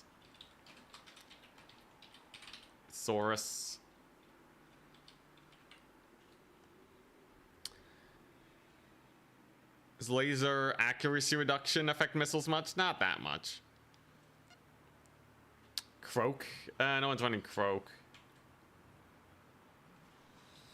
Anything else? I'll move on to Norska for now. Oh, we have a game? Alright, I brought the same build. A little boring, but it should do. Ready? Good luck, have fun. Put her in the forest where she will amp up her powers. And yeah, he has a 20 stack. but it should be pretty difficult to deal with the Dryad summons, especially at such close range. You can Vanguard Wildwood Rangers too. So I'm probably just going to do that, right? I don't think he has much to deal with the infantry that are going to take this. Chaff spam is good, but not against just even a couple elites. Horned ones in the Wood Elf matchup because they're faster, huh? Yeah, my Lord's just going to stay safe and just Blade Wind over here. It'll be pretty hype. Norska has Kite. They have Mammoths. They have Fimir that you have to account for sometimes. They have... does Norska have anything else? Kite, Mammoths, Fimir. I don't know. They have Champions. They have a Werekin for single entities. I don't know, man. Norska's really one note, aren't they? I'm totally missing something, though. I don't know, Skin Wolves, I guess? Skin Wolves / Frost Dogs. I guess. Javelins, yeah, I guess. Trolls. I guess Trolls, too, right? It's not a big thing, but it's something you gotta manage. Alright, anyways. Into the match. So he's got a hyper infantry style. I'm gonna capture this point extraordinarily quickly so I can just move on almost immediately. Get in range of his artillery and then just kill it. That should be fairly simple. Get my Dryads here. He's just desummoning the artillery off the get-go. That's crazy, man. That's crazy. That's not a cheap artillery at all. Isn't that like 800 or something? Dude, man. Didn't even get value off of it. Not like a single hit. Well, that's just gonna be bad for my opponent. I've triple capped him.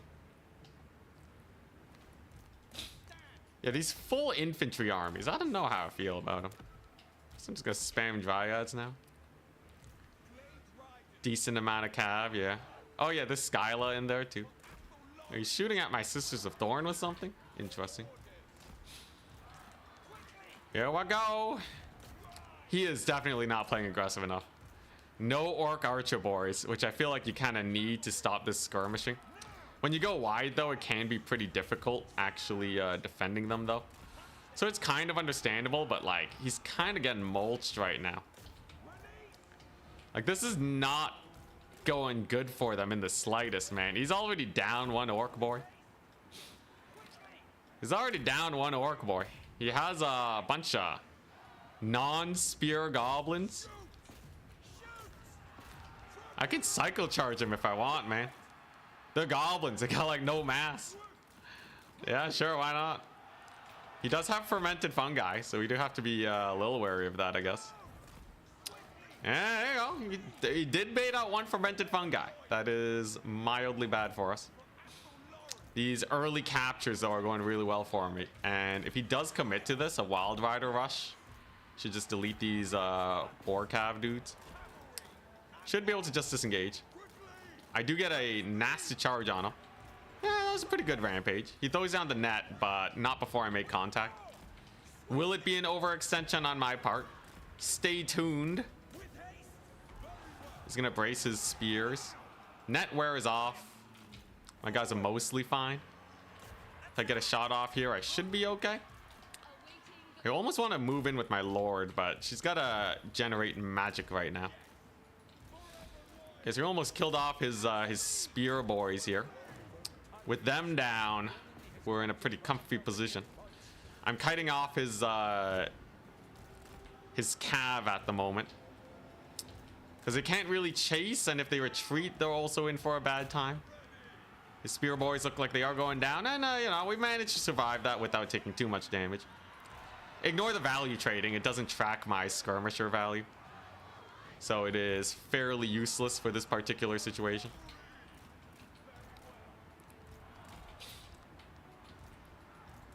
Dryads are cooking. Once again, the Dryads cook. Oh, I should have used the damage reflect on these guys. Damage reflect would have been so hype. But yeah, his infantry don't really win without cav support. It's pretty rough. Although I did take a bit of a bad fight on this flank. I just gotta make sure he doesn't triple cat me and we'll be okay. We're gonna summon in our Wildwood Rangers now. Got a little bit of blob going on here. I think I will finally activate my Lord and get her in this business, as she is kind of needed now. For how things are panning out, we're seeing a little bit of blobbing, you know, it's all fairly good for me. We'll just take a couple more shots over here. There's the greenskin cav. I'll do a little bit of a swapperoo with my cavalry to get him killed there. Orc boys can get charged, and I almost got my Lord in here. The moment she shows up is when everything goes well for us. Great surround over here. Moon Howlers are not particularly scary. I don't have to worry about that particularly. Said particularly twice, whatever.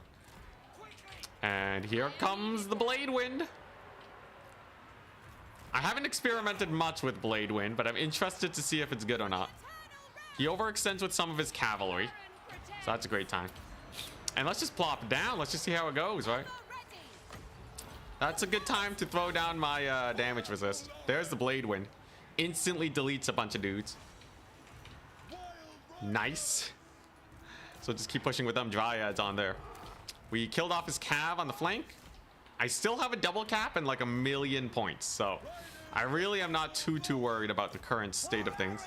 Though I will say he has a lot of slows he's chucking down on me. A couple orc spears over here too that we got to manage. So one unit of Dryads though, just holding off an entire tide of greenskins. Chad maneuver indeed. Let's just get more Dryads on him, why not?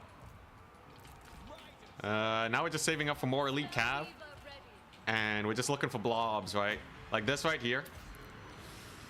I think this just deletes them. You absolutely don't want to blob most of the time in multiplayer.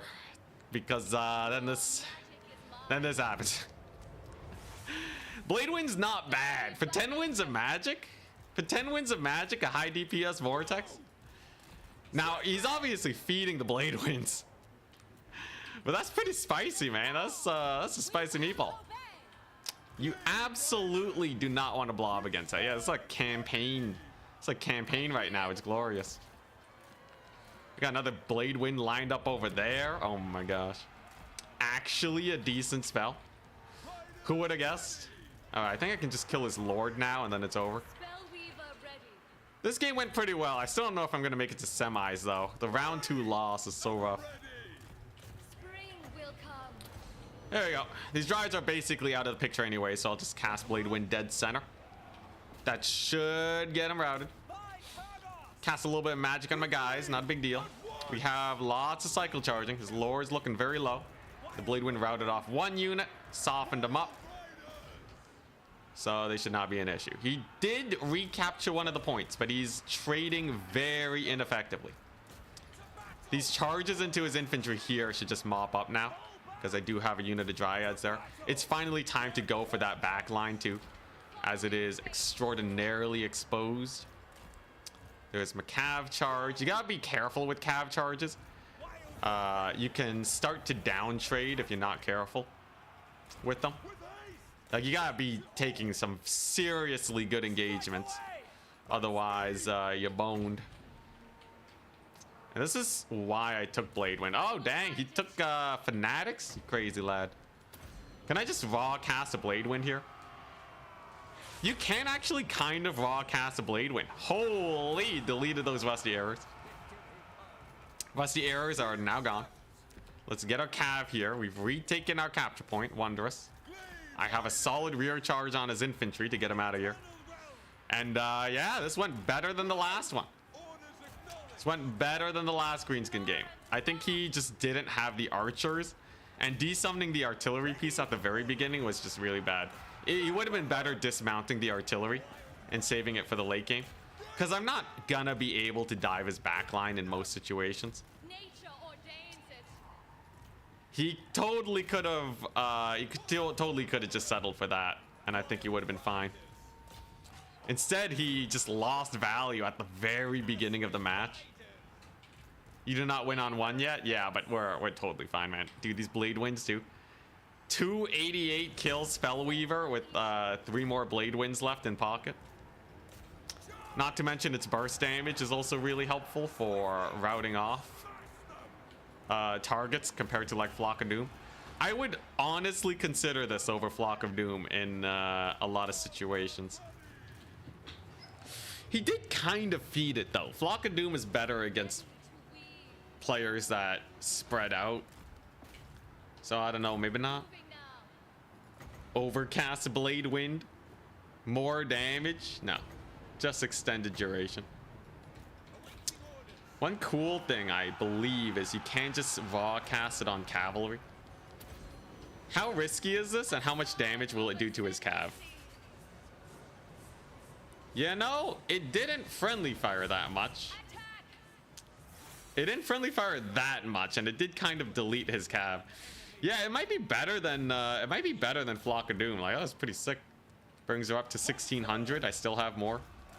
We have more. Yeah, Flock has big AoE. I don't know. It's a cool thing if you wanted to spice it up a bit. I'll take it. We're on our way to 3-1. If Outer Region doesn't start winning hard though, we're screwed.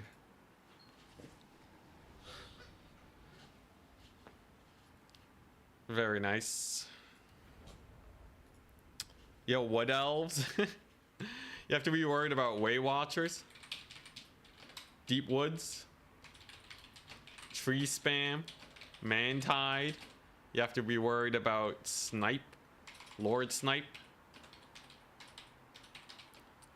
You gotta be worried about the Sisters. You have to be worried about Drycha. You gotta be worried about Branch Wraiths. Melkoths. Let's see here. Oh yeah, Sylvan Knights. Dragons, I guess. Dragons, Zotes. And Cav Spam. Those are the big ones, right? Technically, I guess you also have to worry about like Eagles. Eagles and Hawk Riders. And Dryads. It's everything. It's the whole roster. You gotta be worried about the whole roster, man. Not Durthu though. Durthu sucks. All right.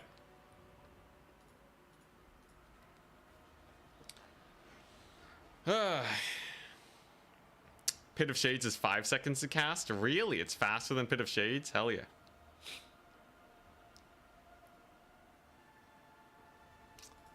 Let's see here. Anyways, Lizardmen. Did I finish everything? Solar Engine, Arcane Unforging, Tempest, Shredder, Pterodons, Kite.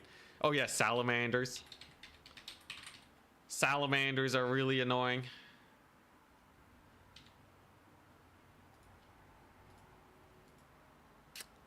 Let's see here. I guess Norska does have Skyla. Norska has Skyla. Let's see here. Nurgle has Elite Mantide. They have normal Mantide. Drones. They have Plague Drones. They have Exalteds. They have Great Uncleans. They have, I don't know. Pit of Shades has 6 seconds to cast. You're kidding me. Its area is a bit bigger though, so that definitely helps it out. What else does Nurgle have? Oh yeah, they have the Soul Grinder. Noxbringer. Very common.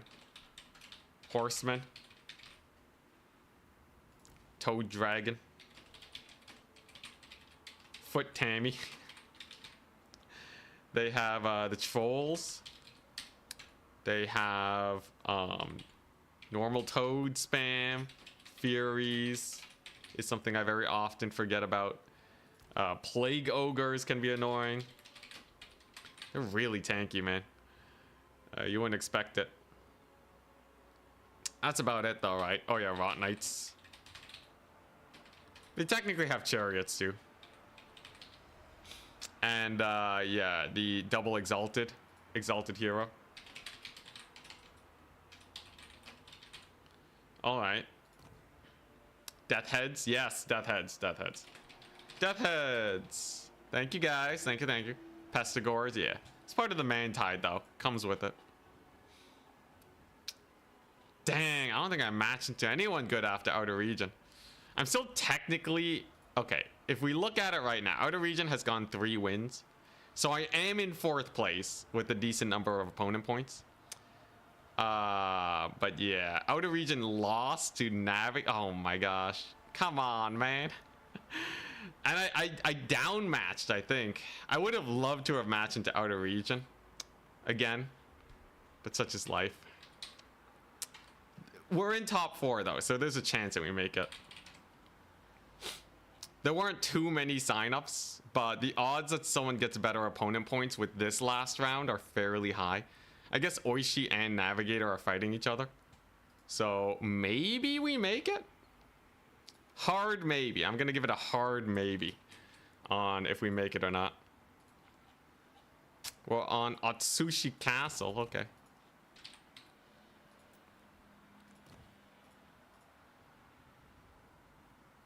But yeah, Exalted Heroes on Chariot / Horse.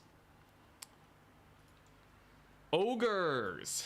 Ogres have Gold's Man Eaters, Iron Blasters. They have Lead Belchers. What faction was I playing? What else? Let's see. Lead Belchers. Cheap Ogre spam. They have Sabers. They have Carrion. I think I have a lot more. Greases. The Greases Rampage. Yo, Dowie. Oh, God. Oh, no, they have... It's Dowie? God dang. I got the full set of bad Wood Elf matchups today, man. It's fine, though. Wood Elves got buffed a lot recently. They'll be totes fine. Absolutely fine. Oh, God. Of all the factions, though, Dowie. Okay, this is, you gotta go very specific builds if you're going against the Dwarves. The Dwarves, oh, so annoying.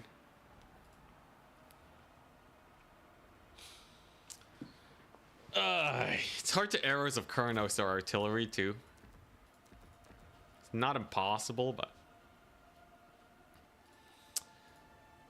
let's see here. Oh boy. What's my main anti-artillery shenanigans? Wizen's wild form. Just like summon birds and just chuck them at the crews.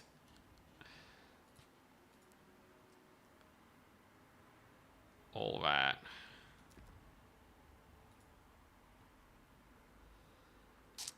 How do I want to play this? So dwarves can take a really long time to kite, and they have stuff like Bugmans. What's that Steam profile pic? I got no idea.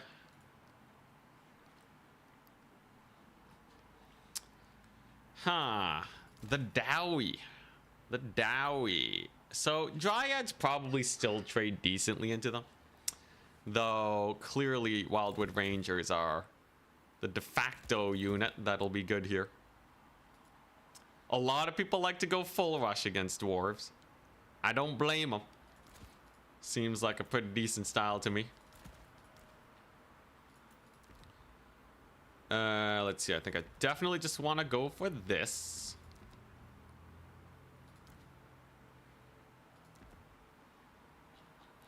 Scariest thing about dwarves is their leadership. Yeah, extremely hard to route. Oh yeah, I can look at my list. Dwarves have... They have the Thunder Barge and Flying Spam, Cannons, Mantide, Blasting Charges, Doom Seekers, and Weapon Teams. That's not too bad. Like, it really is just the man tide that I have to worry about, right? Most of the time. And managing blasting charges. 100%. I think it just comes down to how well can you handle blasting charges. Dryad Shade decently into Dowie. As in, like, if they're pre-injured, if they're softened up, you can use Dryads to clean up well enough. Like, don't send them into Longbeards or anything, but, like, you know, minors and stuff.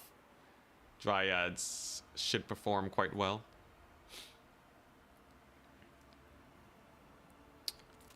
How do I spend my money correctly? What do I got? Treekin don't even have armor piercing damage. What a ripoff. Not even armor piercing.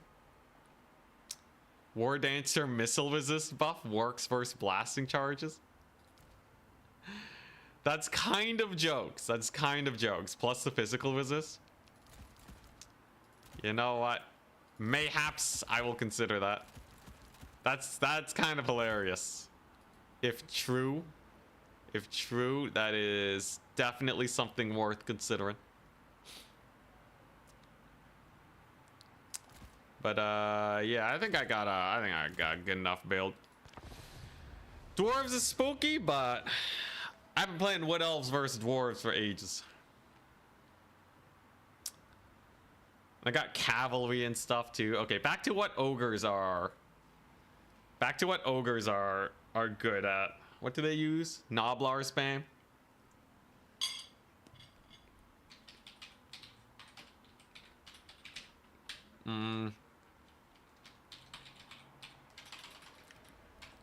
Stonehorn Thundertusk.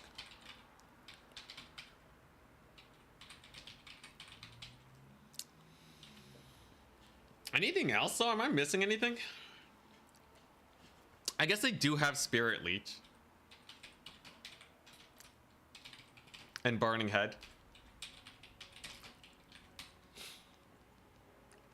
The lore of the Maw is like, it just kind of enhances what they bring. It's not actually like a backbreaker.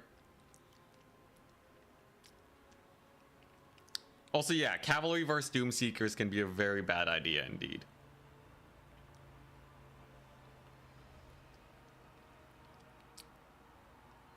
Yeah, they can also Buna. Comes with the Spirit Leech.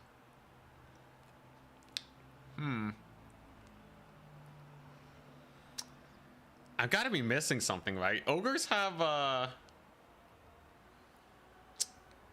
decent amount. Love it when they try to match your banner.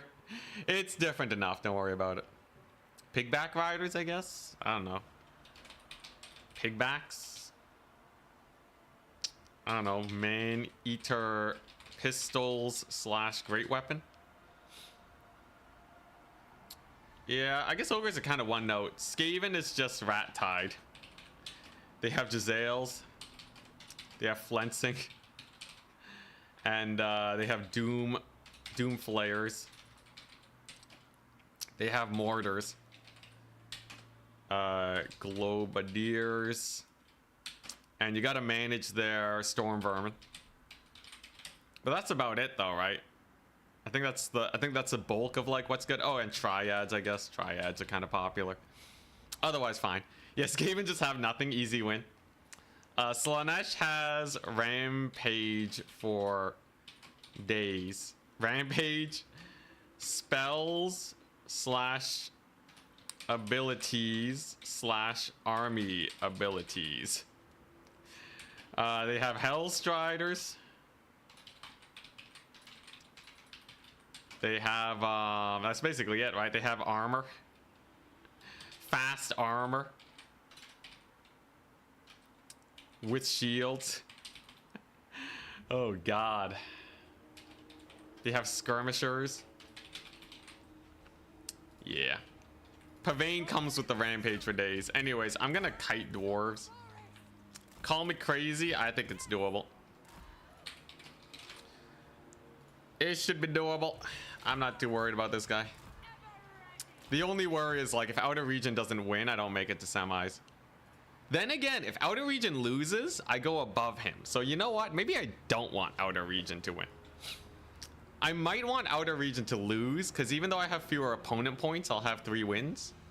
Is that the sickest mind game? It might be. Blocker, thank you very much. Whoopsie whoopsies. Usually I'm good on that, but I have my notepad covering my screen, so I can't tell that I have a blocker up. So that's how Turin does it. Anyways, Celestial also has Furies. Gotta be wary of Furies. As a Zell. Here we go. So the plan is simple. Sisters of Twilight.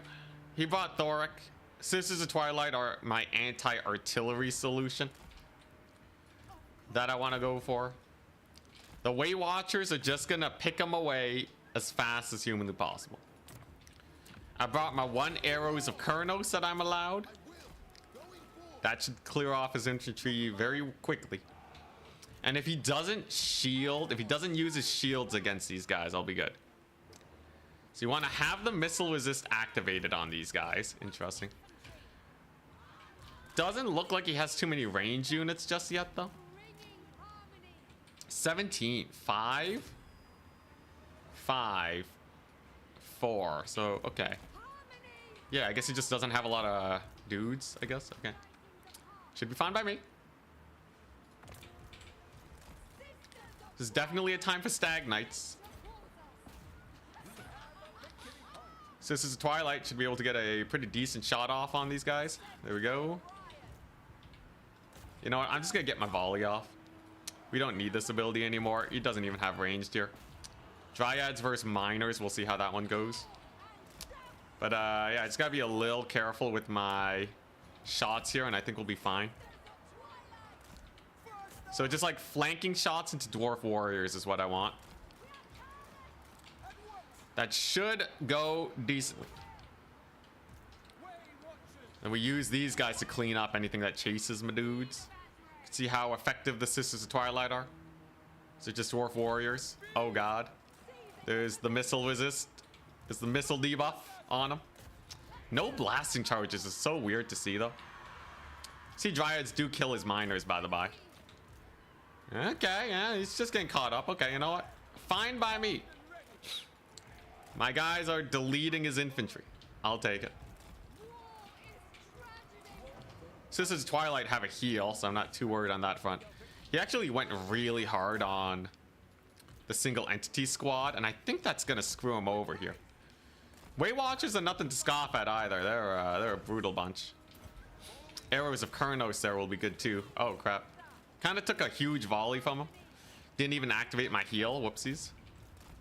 Gonna get another nice volley into his Rangers though, because we distracted them with my Sisters of Twilight. That one's pretty jokes. So they're just gone. He does summon blasting charges right on my Way Watchers. Kind of brutal. And he chucks out a slow. Okay. We can still dodge despite the slow though. Sisters of Twilight are just really fast. And that's another unit of range units going down. Plus, I have my cav here. As long as we don't lose the Sisters of Twilight, I'll be okay. Actually, I can shoot into the backs of these Dwarf Warriors too. There's their heal.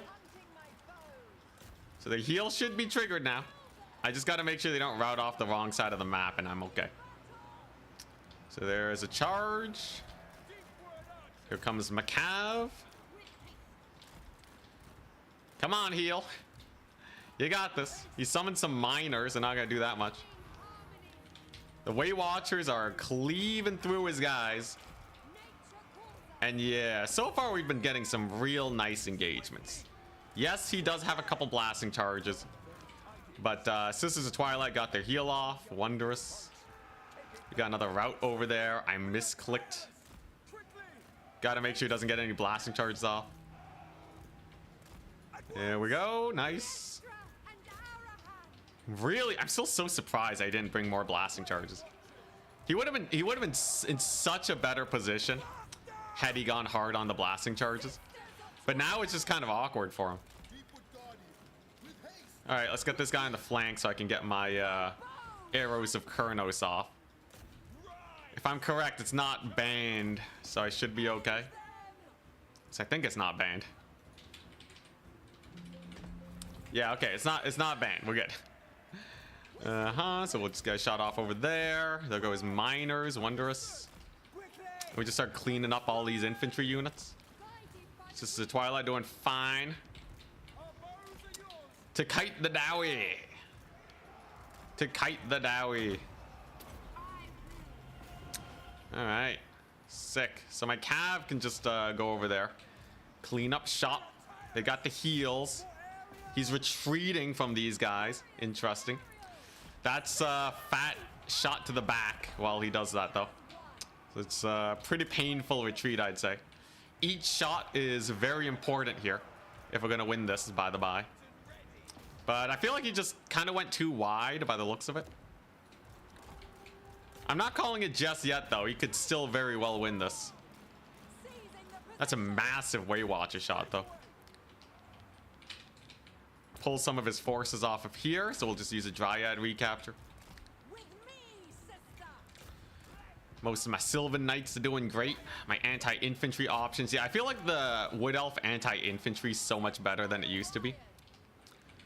That they don't really have to worry about dwarves anymore. Because before they really had to worry about Dwarven infantry. But now it just kind of feels like a cakewalk.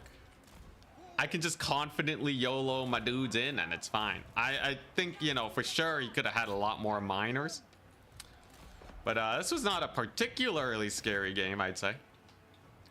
Unless something surprising comes out of nowhere, but I might be able to snipe Thorek very soon. You know what? One Way Watcher volley on each of these guys just to finish them off. Pretty good shotgun blast from the sisters. Yeah, he didn't really do a great job defending the miners either. They kind of just got peppered. Good for me. Another Arrows of Kurnos. Way Watchers seem OP. If you use them perfectly, Way Watchers are so good, man. And like, I'm not even the best Way Watcher player in the game. There are people that make do wonders compared to me. It's like not even close, man. Okay, let's retreat. We killed off his dudes. Sisters can handle them. That is a double cap. And then it's just bringing in the Sylvan Knights for the backbreaker. This map is also really not too great for him, I think. Yo, Way Watchers cutting Longbeards. Hell yeah. Sylvan Knights annihilating. I can use these Dryads now for his tattered infantry. Come on, Sylvan Knights, you got this. The second we get them in is the moment we are done here. I don't think I'll be able to take the middle, but it should be fine. Sylvan Knights. All right. I can turn off fire at will. Sylvan Knights can handle that situation just fine. Does he have anything else left? He has 16 units, apparently. He put so much money on his heroes, though. I think he was expecting like a full melee rush, not like a melee Way Watcher rush. Kind of took a lot of damage on them, sadly. But yeah, I still have a lot of Way Watchers. Can I steal a point? Probably not. Probably not. His blasting charges are over there, causing me issues. Definitely gonna heal these guys. Kind of getting bullied. I'm just gonna save my shot for the unshielded side of these dwarf warriors. There's no point wasting ammunition when it is so valuable. Is he going for the sisters?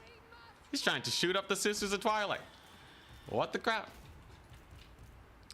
You know what? I'll kill his range and use the Sylvan Knights for the Dwarf Warriors because they're already pretty beat up. Should be no issue. Sisters of Twilight healing is activated. I just got a cycle charge with them. And that'll replenish their leadership. As long as I keep them moving, they'll be okay. Trust in the process. Get the charge off. Don't you dare rout. If they rout, he's definitely going to chase them off. So we can't afford to let that happen. Woo! Solid dodge. Solid dodge. Kind of sus. But there's their heal. Oh my gosh. All right. And then I can just start taking this area. I'm not too worried about a couple Thunderers. Not in this particular situation. Not with Dryads rushing them. Dryads are dime a dozen. Who cares about them? Get a heal off here for my dudes. He's spamming gyrocopters, which are not going to retake him the points. And now the Sisters of Twilight, they shut down the gyrocopters. Hell yeah. I will say the gyrocopters were, I was a little unprepared for the gyrocopters. I think I could have done slightly better there, but I'm sure it's fine. All right. There is a capture. Yeah, you see how good the Dryads are against his Thunderers? Basically no value. And then I see Value City over here. Definitely some hella value we can get by shooting his blasting charges. The whole idea of this build is you use the Way Watchers to kill the miners, and then your melee infantry just kill everything else. Because like miners are not really gonna, they're not really gonna be able to jump your dudes. Okay, the gyrocopters though, jeez Louise, I didn't expect them to be so annoying. These darn gyros have been such a thorn in my side, man. Sisters of Twilight back on them. He's basically out of units though. I'm almost out of ammunition with the Way Watchers, but they're just such a miner kill unit. They just kill miners for days, man. So even if he, played a little bit more defensively, I think we'd still be good. Does kill the Sisters of Twilight. I think their heal will save them though, if he doesn't chase them off.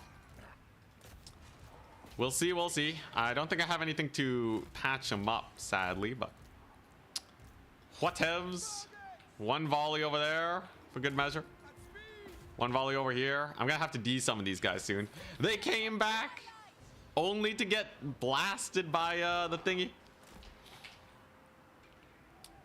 You know, he's kind of tussling it pretty hard. I gotta be a little careful. Sisters of Twilight healing though is so good. It is so amazing. There we go. All right, we got another route on the middle. We got a big route over here. And then we use the Sylvan Knights to bully Thorax so that he never gets in there. Sisters of Twilight did get their heal off. Huzzah. Way Watchers. Ah, here comes the Miner Tide. The infinite miners are upon us. It's fine though. I have healed up Sylvan Knights, man. What's he gonna do versus that? 60 wins of magic just chilling. I didn't really need to heal that much this game. And when you're kiting, you're usually playing for the, you're going for the long con anyways. Waystalker can chill here. And then, yeah, I'll just resummon the Way Watchers. There's nothing else to resummon, might as well. Might as well, why not? There's the capture. And that is a Dowie player annihilated. Now we just have to hope that we make it to semis. Not making it to semis would be a sad occasion indeed. Very much so. So you said the missile resist on these ladies makes it so they don't take damage from blasting charges. Is it true? Come on, hit him with the blasting charges. I want to see this. Holy crap. They just tanked blasting charges, dude. 40% missile resist. Kind of crazy. I can't believe it. They actually just tanked blasting charges. Like, I know blasting charges got a lot of nerfs recently, but that was like no damage with even the most mild of dodging. That's hype, man. That's hype. I dig it. I dig it. Dwarves versus Wood Elves. Impossible for dwarves now. I'm calling it, okay? Ain't no way Dowie win this anymore, okay? It's impossible. It's over. Yeah, it did nothing, man. Absolutely nothing. You just switch the ability later. Like, look at this. Taking no damage. Okay, these ones ate a full blasting charge and they went to 40% HP. So I guess it takes some damage if you're just eating it without micro. It's still pretty impressive though, I must say. Surprised he didn't bring cannons. It's a very big map. I think he would lose the capture race if he brought cannons. But you know, yeah, I think the map's too big. On some maps, cannons would be way better for sure. Let's get another overcast heal. Very easy to spend your magic, by the way. Very easy indeed. But yeah, they're just cutting through the Dowie like it's nothing. There we go. So we'll turn that ability off. We have 2 capture points. Let's go and steal 3. Sisters of Twilight versus Thoric. If I charge him with these ladies, he may die. Ooh, accidental dodge. That's what I like to do. The accidental dodge. We were looking at the same place at the same time. Would you look at that? But yeah, I have so much money I can't even bring all my units in. It's kind of absurd. We're gonna need their missile resist. Thoric lives. He lives. It's not enough though. Like it's pretty over, right? It's pretty over. I'm about to retake this capture point because he's been spamming gyros. Get him, Sisters of Twilight. Beat him up. Get in there. He's hard focus firing them. Dodge it. Oh, and they rout. Come on. GG. Really wanted that Thoric kill. Can't always get it though. GG. Well played. That went fairly well for us. So we'll see if that's enough to make it to semis. I really hope it is. I really, really hope it is. GG. I'm telling you though, Weight Watchers, sick unit. Okay, where do I place now with that? Stream audio is really low compared to others. Really? You overslept again, Carav there? Oh my gosh. Why is your volume so low? My volume's low. Okay, alright. Here, I'll up the gain a bit. I think I might just be speaking quieter. Filters. Gain. I'll give you 1 decibel. How's that? How's this? We'll move it a smidge. No one's ever said that my stream is too loud, so I might as well just smidge it. This should not blow out the eardrums of anyone. We're still in the yellow. I should be good. You're speaking fine. I do know it is slightly lower than most YouTube videos every time I go to edit it. So I'm just going to boost it just a tiny bit. The sweetest decibel ever. Yeah, and then people can just turn down their volume. We gotta hit that sweet spot. Anyway, Sisters of Twilight are hella value. Weight Watchers are hella value. What can I say? Wood Elves got Dwarves on lock, right? Just speak better. Alright, you want me to speak better? I'll speak better. Welcome to Anticity's ASMR. The game sound. Game sound has to be quiet so you guys can hear me. Usually. More lat raises. Oh yeah, I didn't enable the thing. How are my arms doing today? A little tired. I'll take a rest. Whoa. Yeah, am I unlocking anything for you guys in chat? Any ASMR enjoyers? Sit up and talk proper. Ugh. Yeah, I'm a slouch master, man. Okay, so right now I'm in 4th place. Outer region, Oishi, Outer region, Navigator, and myself. I'm tied with Charix though and Dr. Jellyfish. So maybe we'll see another round. Oh no, I'm only tied with Charix. I'll take that. Can I do a handstand? I can do a handstand for half a second. I practiced back when I was in the rock climbing gym, but I never got good enough to like stick it.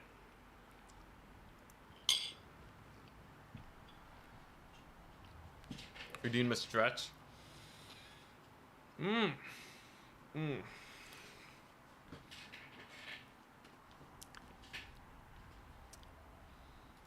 With wall support? With wall support, I don't think I ever tried it enough with wall support. ASMR OnlyFans. You know, ASMR, I think I would be willing to do ASMR if there was enough, if there was enough interest. ASMR feels like I'm selling my body the least out of the options. It seems very easy to do. All you gotta do is lean into the mic, right? You gotta pay the bills somehow, okay? ASMR for free though? Can you do some tests with the war dancers and blasting charges? I'm still blown away. Yeah, sure. It's you know, it's if you eat a full blasting charge volley, the reason they take so little damage, by the way, is because wait, no, war dancers. The reason they take so little damage is because they have physical resist. Also, I'm gonna be real. I think there's way better ASMR channels than me. It's too hard of a market to get into, man. It's too easy to do an ASMR channel. That's the real problem. Okay, but yeah, they have 20% physical resist on top of 40% missile resist. So they resist 60% of the damage. It's nice. Bathwater. If I ship bathwater, then like people are gonna know where I live. I have to like ship it without giving away my address. Then I have to pay for shipping. It's more of a pain than doing ASMR. Way more of a pain. So here is War Dancers against blasting charges. 40% missile resist, 20% physical. If you just YOLO into blasting charges, 25% damage is all they're gonna take. And then they delete the blasting charges. You do this, you win the game, easy peasy. And a loose formation, yeah. Overpriced cookies. Yeah, maybe I should sell overpriced cookies. That could do well. I have been trying to get into the sponsorship game recently. You guys may start to see sponsors soon on my videos, but TBD on that one. Yo, Shadow's Coil. I don't know how I feel about that one. It reduces your melee attack by 1,000,000. Like, dude, what are you doing with 12 melee attack War Dancers? Sure, melee defense is kind of nice, but like you lose, like 60% of your damage.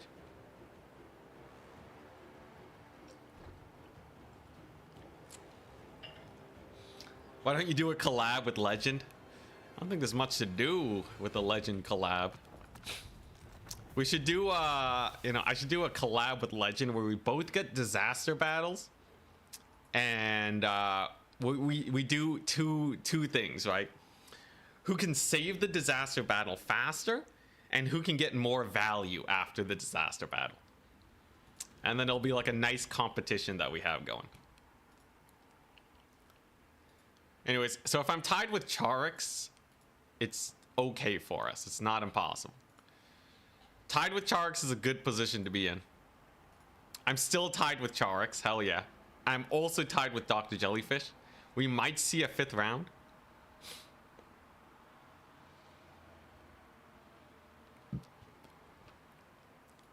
So I did okay. Losing to Outer Region didn't screw me over too much. Outer Region ended up in 2nd place so far. And would definitely win the battle faster. Well, I might not win the battle. That's the difference. If the battle is hard enough, Legend will cheese it. He'll cheese it better. Although, I don't know. I have a lot of micro. It depends on the army composition, too. It'd be fun. I'd lose the Lord for sure. Too real, man. I lose my Lord in single player as much as I do in multiplayer. It's bad.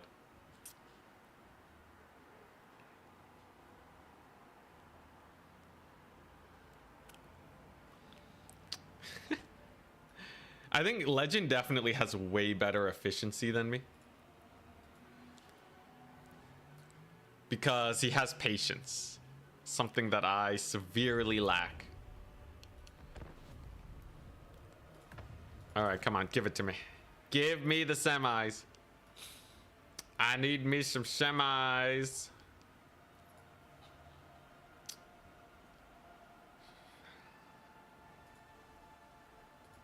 A lot of people casting this tournament today too, huh? Nerd War Room is casting. Outer Region is casting, hell yeah. Just watched Turin casting my Empire in the single faction tournament. Those were some nice games, yeah. I don't know if I can beat... I forgot his name, started with M, but the vampire accounts, if I had to play against him again, I might just die. Because he brought up that he didn't take Wind of Death.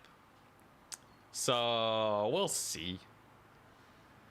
Did I get a semi-final game? I'm above everyone else right now. I'm in 4th place. But if you look at the opponent points, I'm tied with Charix and Dr. Jellyfish.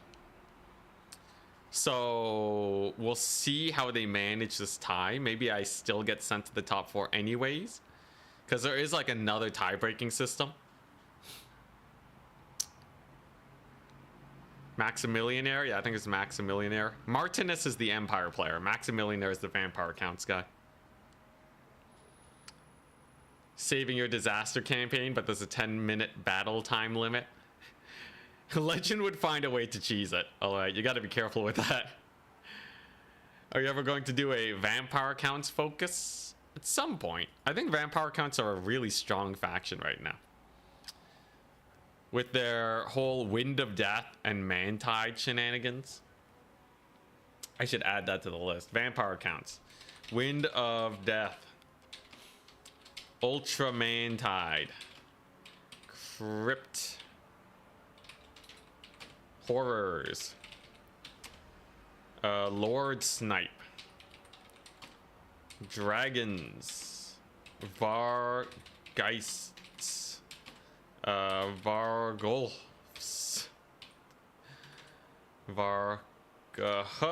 Ulfs. There we go. Are the factions you think are generally strong but struggle hard to win tournaments? Yeah, you know. It's the ones with a lot of hard counters, in SFT specifically. I think Vampire Coast is probably the de facto strong faction that has a hard time winning tournaments. Vampire Coast is really annoying to face against for many people. I'm still 4th, hell yeah! And it's just me and Charix, so if I beat Charix, I'm fine. Vampire Coast has a lot of really bad matchups. So, you know, in a single faction tournament, they run up against like an Empire, they're dead. They run up against, you know, even like a Petonia can be sus sometimes. They run into a Wood Elves, they're double dead, and Wood Elves are pretty popular right now. And I don't think they have the teeth to beat something like a Beastman either. You know, it's, yeah, even Tomb Kings are probably decently favored, or, you know, can tussle against Vampire Coast. But generally, they do really well against, like, you know, your Norskas. They might do okay against Khorne, depending. Kislev kills them, though. Yeah, I don't know. They're pretty oppressive, but yeah, it's really weird. Because, like, really, they only have Sirens and Hulks and stuff. Which reminds me, Mantide, Hulks, Sirens, Cannons, Silostra, they have Crabs, Depth Guard. I swear, they just need better Depth Guard and suddenly they're way better.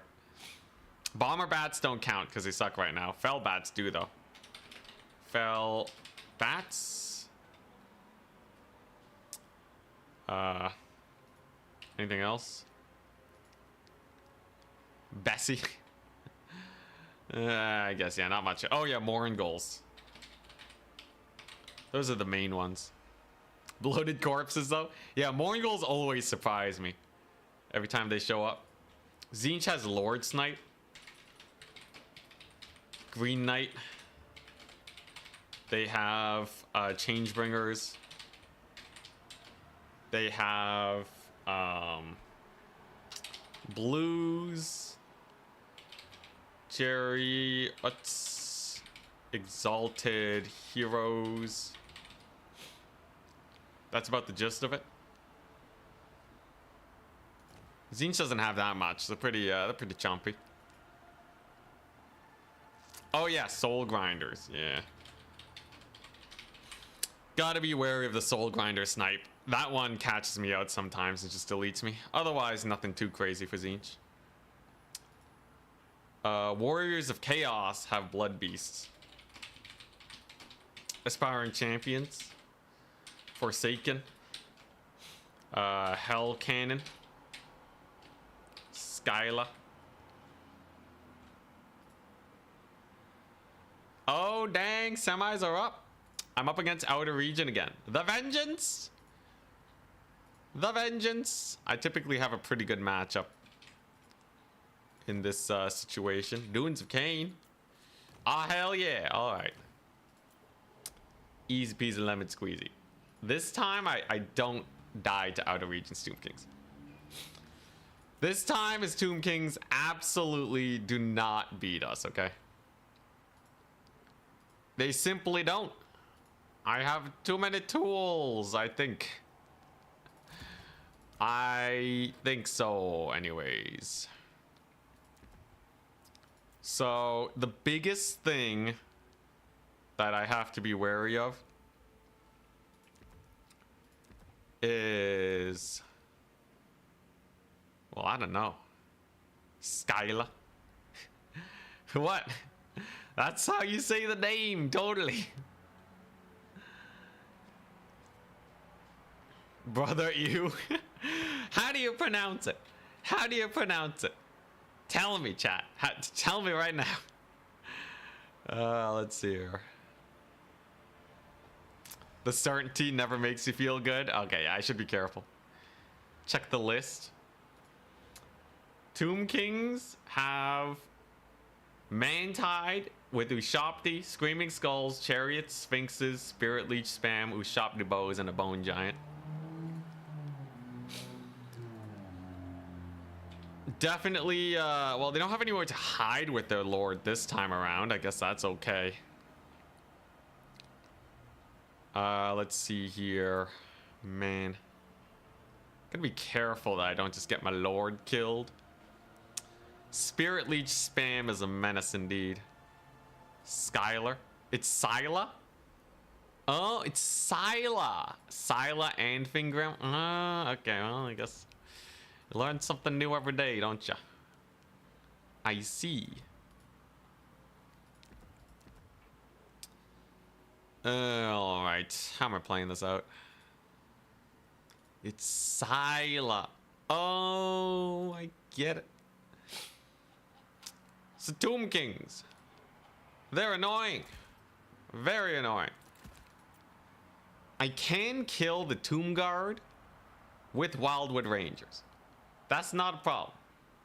What else do they have? They have Screaming Skull Chariots, Sphinxes. Yeah, I need something to deal with Sphinxes.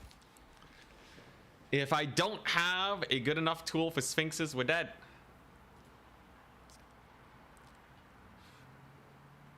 It's a reference to a Greek monster? Huh, okay.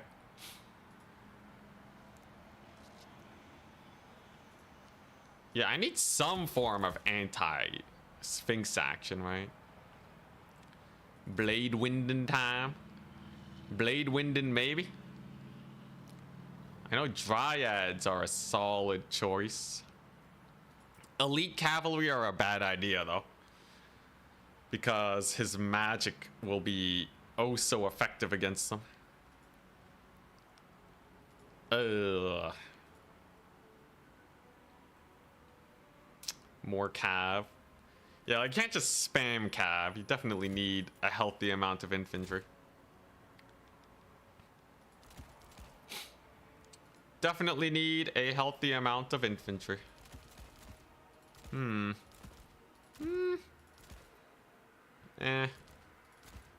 Wraiths of the Frozen Heart. Does that help my spendings at all? Not really. No Blade Singers. I gotta get my money spendings correct here. We gotta get the... yeah, we gotta get that going. Otherwise, it's kind of janky. Man, this just feels so expensive, man. Everything here feels so expensive. I guess this is not that bad. Sure. Does kiting work against Tomb Kings? It's... you know, you still need a lot of infantry if you're going for it. Okay, you know what? This is a decent starter build. I gotta make sure I don't start down trading towards the later stages of the game. Eternal Guard probably aren't too useful here. I don't think they'll do me anything special. Are Zotes any good? Zotes are fine. They're, you know, they're mass.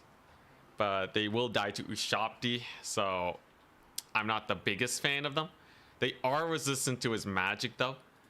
So in like a very big pinch, you can take Zotes. It's just not a feel-good unit to take most of the time. 'Tis all.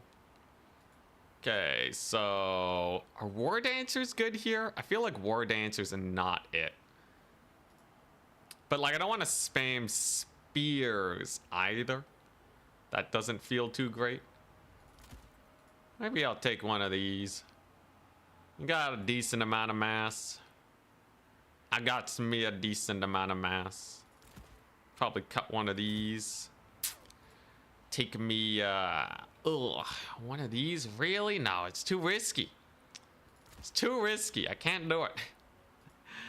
I guess I'll go for, yeah, alright, sure. I don't know how I feel about this build. It's Tomb Kings, though. How bad could they possibly be? We need 40k Zotes with guns. Once Skaven finally get their machine gun rat ogres, that would be so hype. Here we go. Vengeance versus the Tomb Kings begins now. We'll just have to see what he goes for. I do have... Let's see here. Yeah, there's no restrictions on Arrows of Kurnos, so I would be dumb not to take a Waystalker, right? That was one of my biggest misplays in the previous match. No Waystalker into Insta-deaths. Sure, let's try this out. What's the worst that could happen, right? You just die? Just die horribly? Are Treekin good in multiplayer? Because they aren't one of the best in single player. If a melee unit is bad in single player, if an expensive melee unit is bad in single player, it's probably bad in multiplayer. Which is to say Treekin are pretty bad. No tiebreaker, yeah, no tiebreaker, I guess. Oh, wait. No, Chark says we're playing the tiebreaker. Why did Outer Region join?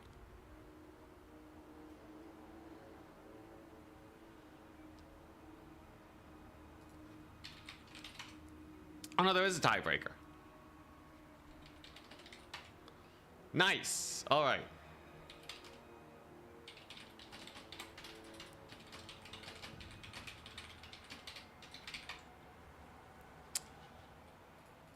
Do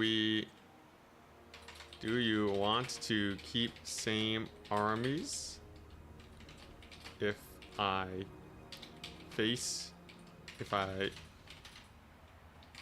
wait, now he's saying no? Now he's saying no? Oh my gosh, what's going on, man? What's going on? What's going on? I'm getting messages from Nerd Room.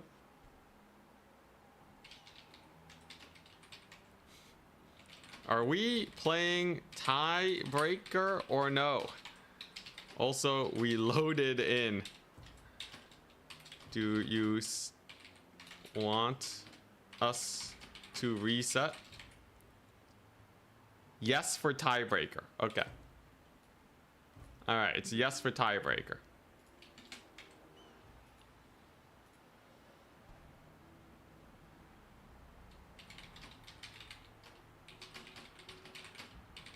Oh, this is awkward. There were restrictions on Arrows of Kurnos. Are there? Not for this room. Or not for this tournament. At least as far as I can tell. We won by forfeit. Alright, well, let's see here. Let's, Oh, he did take Ushopti this time. Hell yeah.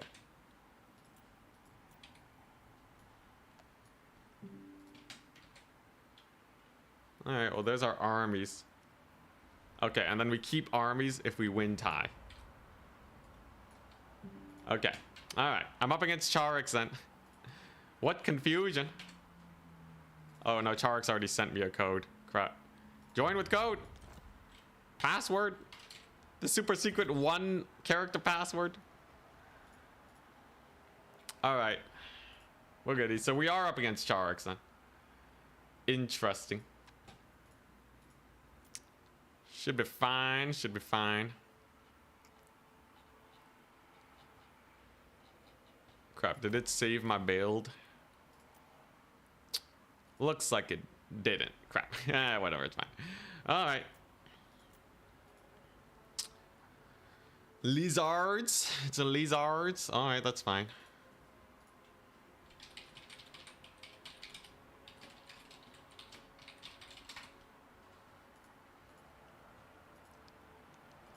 Alright. A little bit of a kerfuffle for the tournament, but still goodies, still goodies.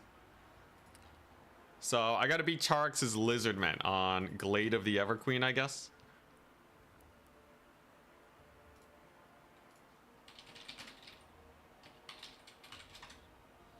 Interesting.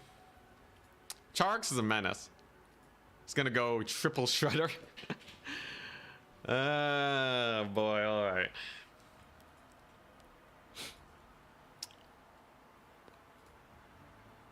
Interesting. So, yeah, you can go like a million chameleon skinks. Why the change? So there was actually a tiebreaker to get into the semifinals. Charx had the same Swiss points as me, or same opponent points and Swiss points. So usually, if it's just one tie, you play a tiebreaker to see who gets in. Because otherwise, he's in 5th place, I'm in 4th place. Yeah. Altar of the Champion, not bad. Yeah. So the winner has to face outer region, it seems. Very spice indeed. Lizardmen overall. What are we looking at? I think Lizardmen overall, I don't have that much to say about them. You know, maybe they can rush me. It's Charx. The odds of him kiting is high. It used to be pretty miserable, yeah. What do Lizardmen have? What's on my list? Lizardmen have Arcane Unforging, Tempest, Shredder, Pterodons, Kite, Solar Engine, Ancient Stegodon, Mantide with Saurus and Salamanders. I feel like he's gonna go Saurus Scarvet. That would make sense. They also have a lot of healing, which makes life double awkward. Their cavalry is particularly strong. Yeah.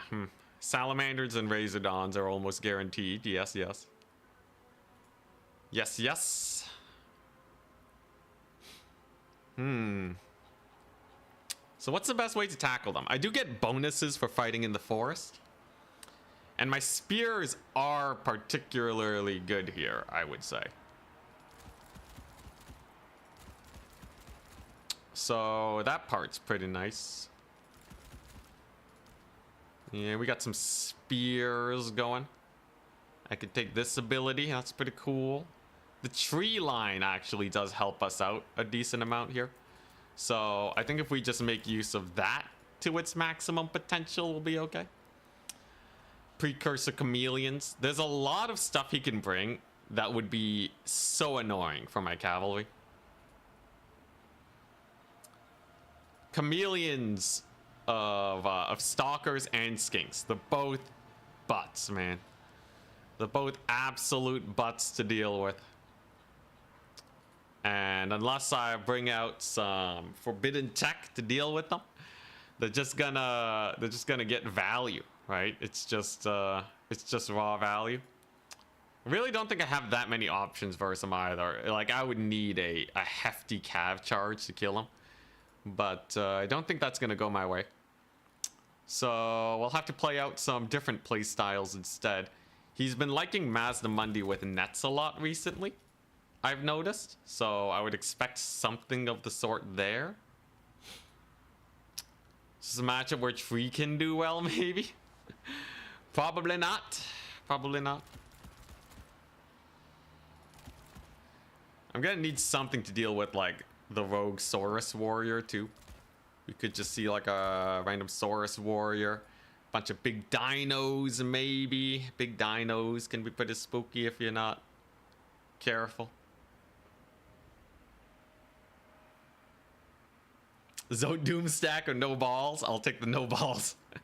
I'm not here to lose, all right? Otherwise I'd be playing Skaven. Way more effective in my opinion. Interesting, very interesting.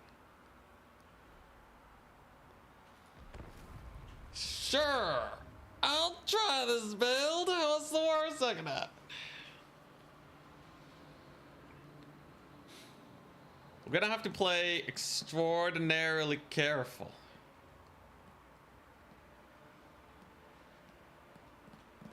Archer Spearman spam. All right. I might have forgotten to take a lot of anti-Pterodon tech, but I think I have enough to deal with them. Maybe I should have taken one eagle. I had it, but I kind of got rid of it. That's an oopsie daisies.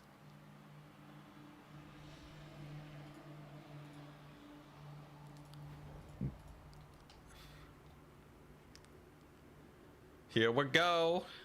Wood Elves versus Lizardmen. I feel like Tomb Kings would much rather face Lizardmen than Tomb Kings. But Outer Region might rather face me instead of Charix. Kind of a toss-up on how that one lines up. Yeah, what else used to use a lot of Cav to fight Lizard rushes? It's true. My Vanguarding's okay, but like I don't want to get precursored to death in this pocket. I think this is the pocket of death. I would rather fight for this open area and bring all my forces to bear there instead of Charix using his mobility to pick off any dudes that I send this way. At most, I will send a Waystalker in case it's completely uncontested. Just a little Waystalking over there. And then we got a lady on a horse with Malkoth. She's gonna hide in this forest, make use of her Blessing of the Ancients, and probably be fine there. Bunch of spears to support these guys should do well. And so it begins. Can we defeat Charix? He's spooky indeed. Get in the trees, lady. 11 units. 5, 8, 9. He doesn't have a full kite core. In fact, he doesn't have kite at all, really. He spotted my Waystalker immediately. And he brought a Beastcaster. Makes sense. Gonna make use of that Arrows of Kurnos for sure. Can't go without it. Gets a decent amount of damage. Nothing too crazy, but you know, it's just kind of solid poke. I'm not too worried about him Flock of Dooming my Way Watchers, but if I can avoid the damage, I might as well. Get him, Way Watchers. Way Watch. There we go. A little bit of a shot here. Uses his missile resist ability there. Waystalker's gonna have to back up. Life's getting a little too spicy for him, but it does mean that I can probably secure this engagement fairly well. Let's just split for Flock of Doom. My Lord's in the trees. She's doing fine. I could summon a bunch of Cav here on the flank and just kind of surprise them. And then if I just... Well, we are kiting. We are kiting, and that's a pretty nice shot on his Saurus. I can probably overwhelm this with two Cav units. I think that'll be a fine decision. Yeah, I'm just gonna go for it. I'm gonna play hard value this game. The trees shall protect me. There's a charge. Will he get a volley off in time? Barely not. That's good. There's another volley on his Saurus. No chameleon skinks is such a blessing today. We got our spears for his guys. It's not a big deal. Big old fat surround over there. And I just start peppering his Saurus, right? His skinks aren't really doing much. The spear surprise on the flank doing pretty well for me. We can totally kill those javelins over there.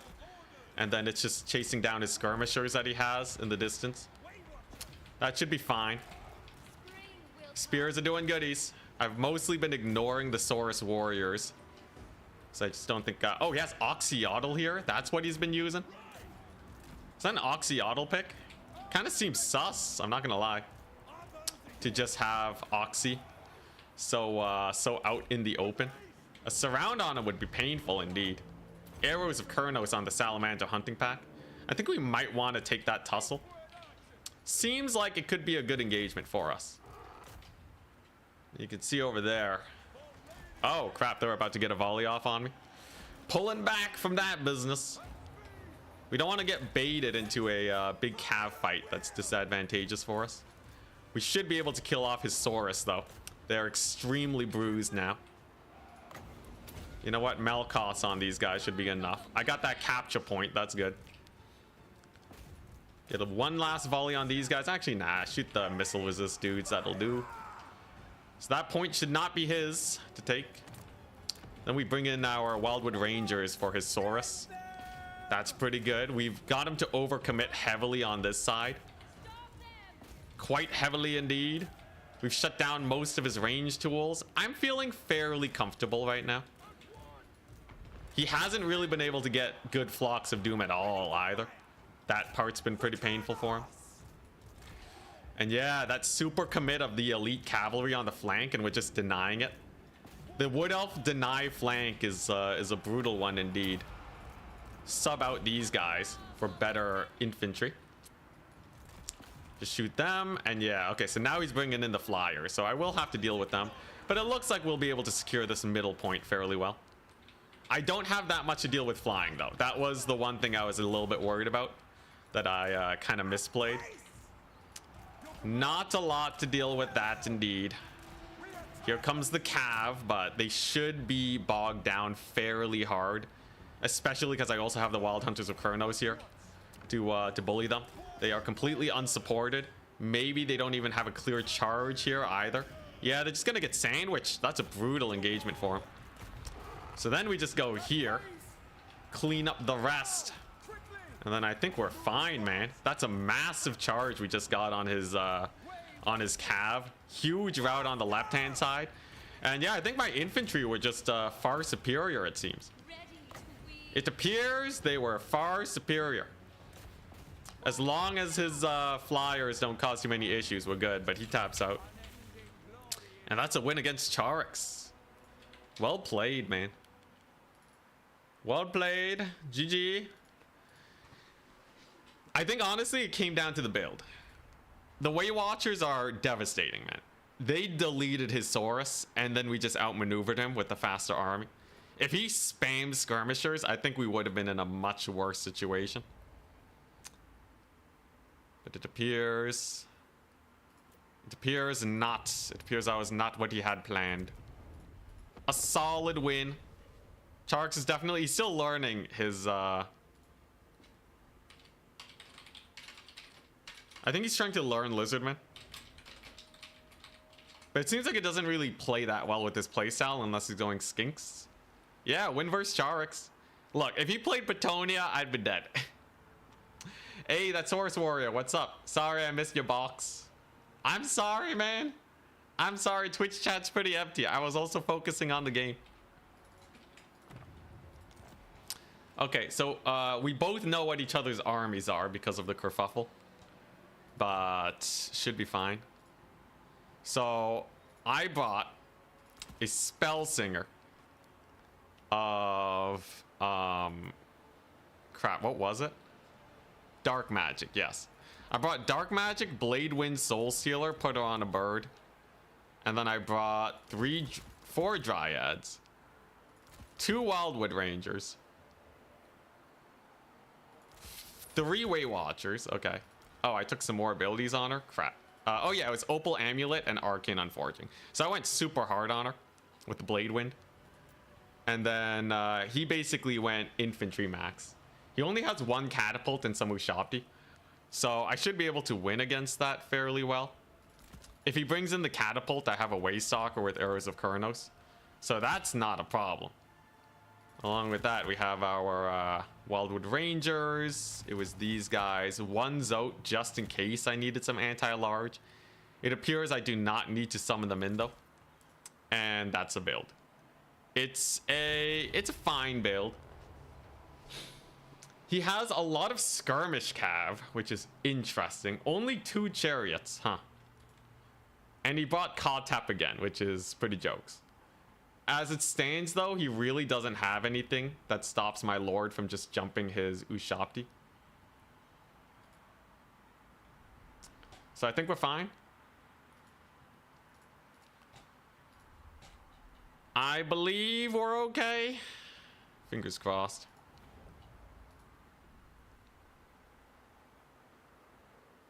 Wait, what?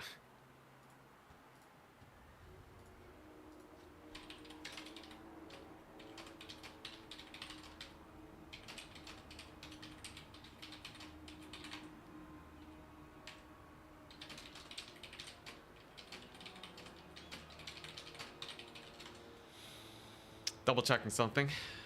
Okay, he's working on fixing the top 4. We're good. All right. So, yeah, plan's very straightforward, right? We're just gonna use our Way Watchers, get a lot of value. We got this lady. We got our abilities.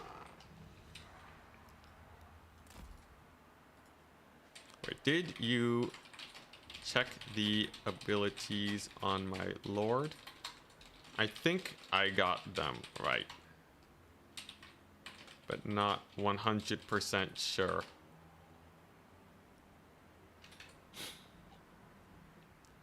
Just messaging out a region real quick. This one's a spicy matchup. He doesn't have a lot in his starting army.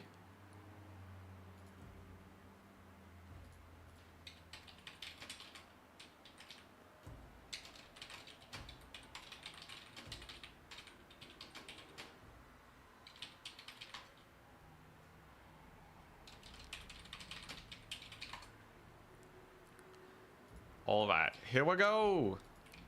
So, yeah. Hey, Atrical, what's up? So, basically, I'm trying to get him to bring in...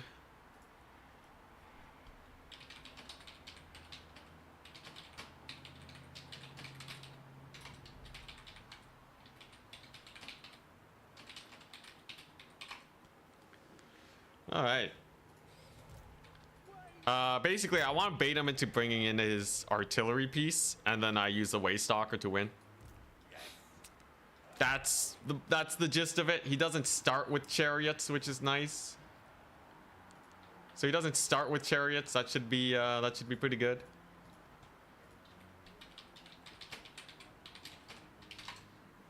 So if he summons the artillery piece, I summon a Waystalker. If he summons chariots, I summon in the cab. Should be fairly simple. Here we go. Looks like he's going for an early capture on that flank side. Makes sense. Now, what's his first summon gonna be? Remember, he does have Ushapti, right? I gotta be wary of the Ushapti to start off. I might just summon the Waystalker as a starter unit. Worst case, he has a couple chariots here, but Waystalker is a good dude. He's a good man. He'll be fine. We just yeah, we just start kiting him with our skirms. What's he summoning there? Double horsemen, I guess. Ah, his Ushapti are over here. Interesting. All right, so I'll leave my Way Watchers stealthed up for now. I know I can win this fight. That's not a big deal. The Way Watchers should be fine. And then I can start burning ammunition on his Ushapti. They can't really do that much. I just gotta make sure my Lord doesn't get stuck somewhere and die. Definitely want to fight versus Tomb Guard. Definitely want to take these fights versus the Nahakar Warriors. Which is gonna lie in wait for our sick Way Watcher volley. I gotta get close to him for that to work though. Alright, those should be fairly good trades overall. And there's my volley. Instant deletion on his horseman. So they're more or less gone now. You will get a charge on me, but it's still pretty brutal. Arrows of Kurnos on... Actually, wait. Arrows of Kurnos on his Ushapti make the most sense. There's our charge. And then if I can just defend the Way Watchers, I should be fine. His Lord's not too defended either. My front line's doing pretty good, though he is healing through a lot of it, which is going to give him a solid advantage. But if I can just kill his Lord, I think we're fine. He's trying to snipe my Lord, but it's not going too well. And there's the engagement. There's the big tussle. How's this fight going? Fairly nice. Fairly nice for me. I could also just jump these guys. Or I could jump the Screaming Skull Catapult. This is why I brought my ability, right? This is why I brought it. Specifically for this particular situation. We gotta back up though. Gotta get our cav around for his Chosen of the Gods. But yeah, Bladestorm should be a fairly good one. Some cav here to handle that situation. And he's just gonna bring in skirmishers. That's not particularly scary. So he's gonna fall for the bait. He's gonna fall for the bait maybe. He just kind of rode them in, but no actual surround. That's fine by me. Here comes the cav. And there's our little vortex. So that should go fairly well for us. Way Watchers have almost killed off a Tomb Guard unit. Most of my front line's doing okay. They're doing fine. Kind of an even trade. That was a solid hit though on his guys. And there's a new Ushapti summon on my Way Watchers, so they're just gonna have to bail out. Kind of close right now, I'm not gonna lie, but killing off his artillery piece early on is definitely a bonus that I am happy about. Some rear charges on some of his infantry. Looks like we are starting to win some of these fights. The Way Watchers survive. And yeah, it was a pretty good blade storm. It's a pretty nice blade storm. This is kind of close though, this tussle. Definitely want to shoot the Tomb Guard there. His artillery's down at least. Oh crap, I kind of got sandwiched though. Unfortunate. Can I get counter sandwich? Do you have any birds? I got a couple birds. I have one great eagle that I can maybe bring on in. Overall, trading wise, it's kind of even. Slightly in his favor though. He has a lot of healing, which is not the prettiest thing in the world. Waywatch is being so injured is kind of unfortunate too. But at most he has 2 points, and Kotep is going to be in some trouble now. Unless his Ushopti are able to shut down my lord, I can probably just snipe him to death. If we're lucky. If we're lucky. I'm not liking how good that Ushopti summon was on me though. Kind of unfortunate. Was Tomb Guard? No. So I'll just go for Kotep. How are my infantry faring today? Fairly good, fairly good. We got some of our Way Watchers back, thank goodness. At least one of them's alive. All right, time for the Kotep snipe. I kind of need this, so I'm just gonna go for an eagle. Just send it right onto Kotep. We know he doesn't have too many tools for something like an eagle.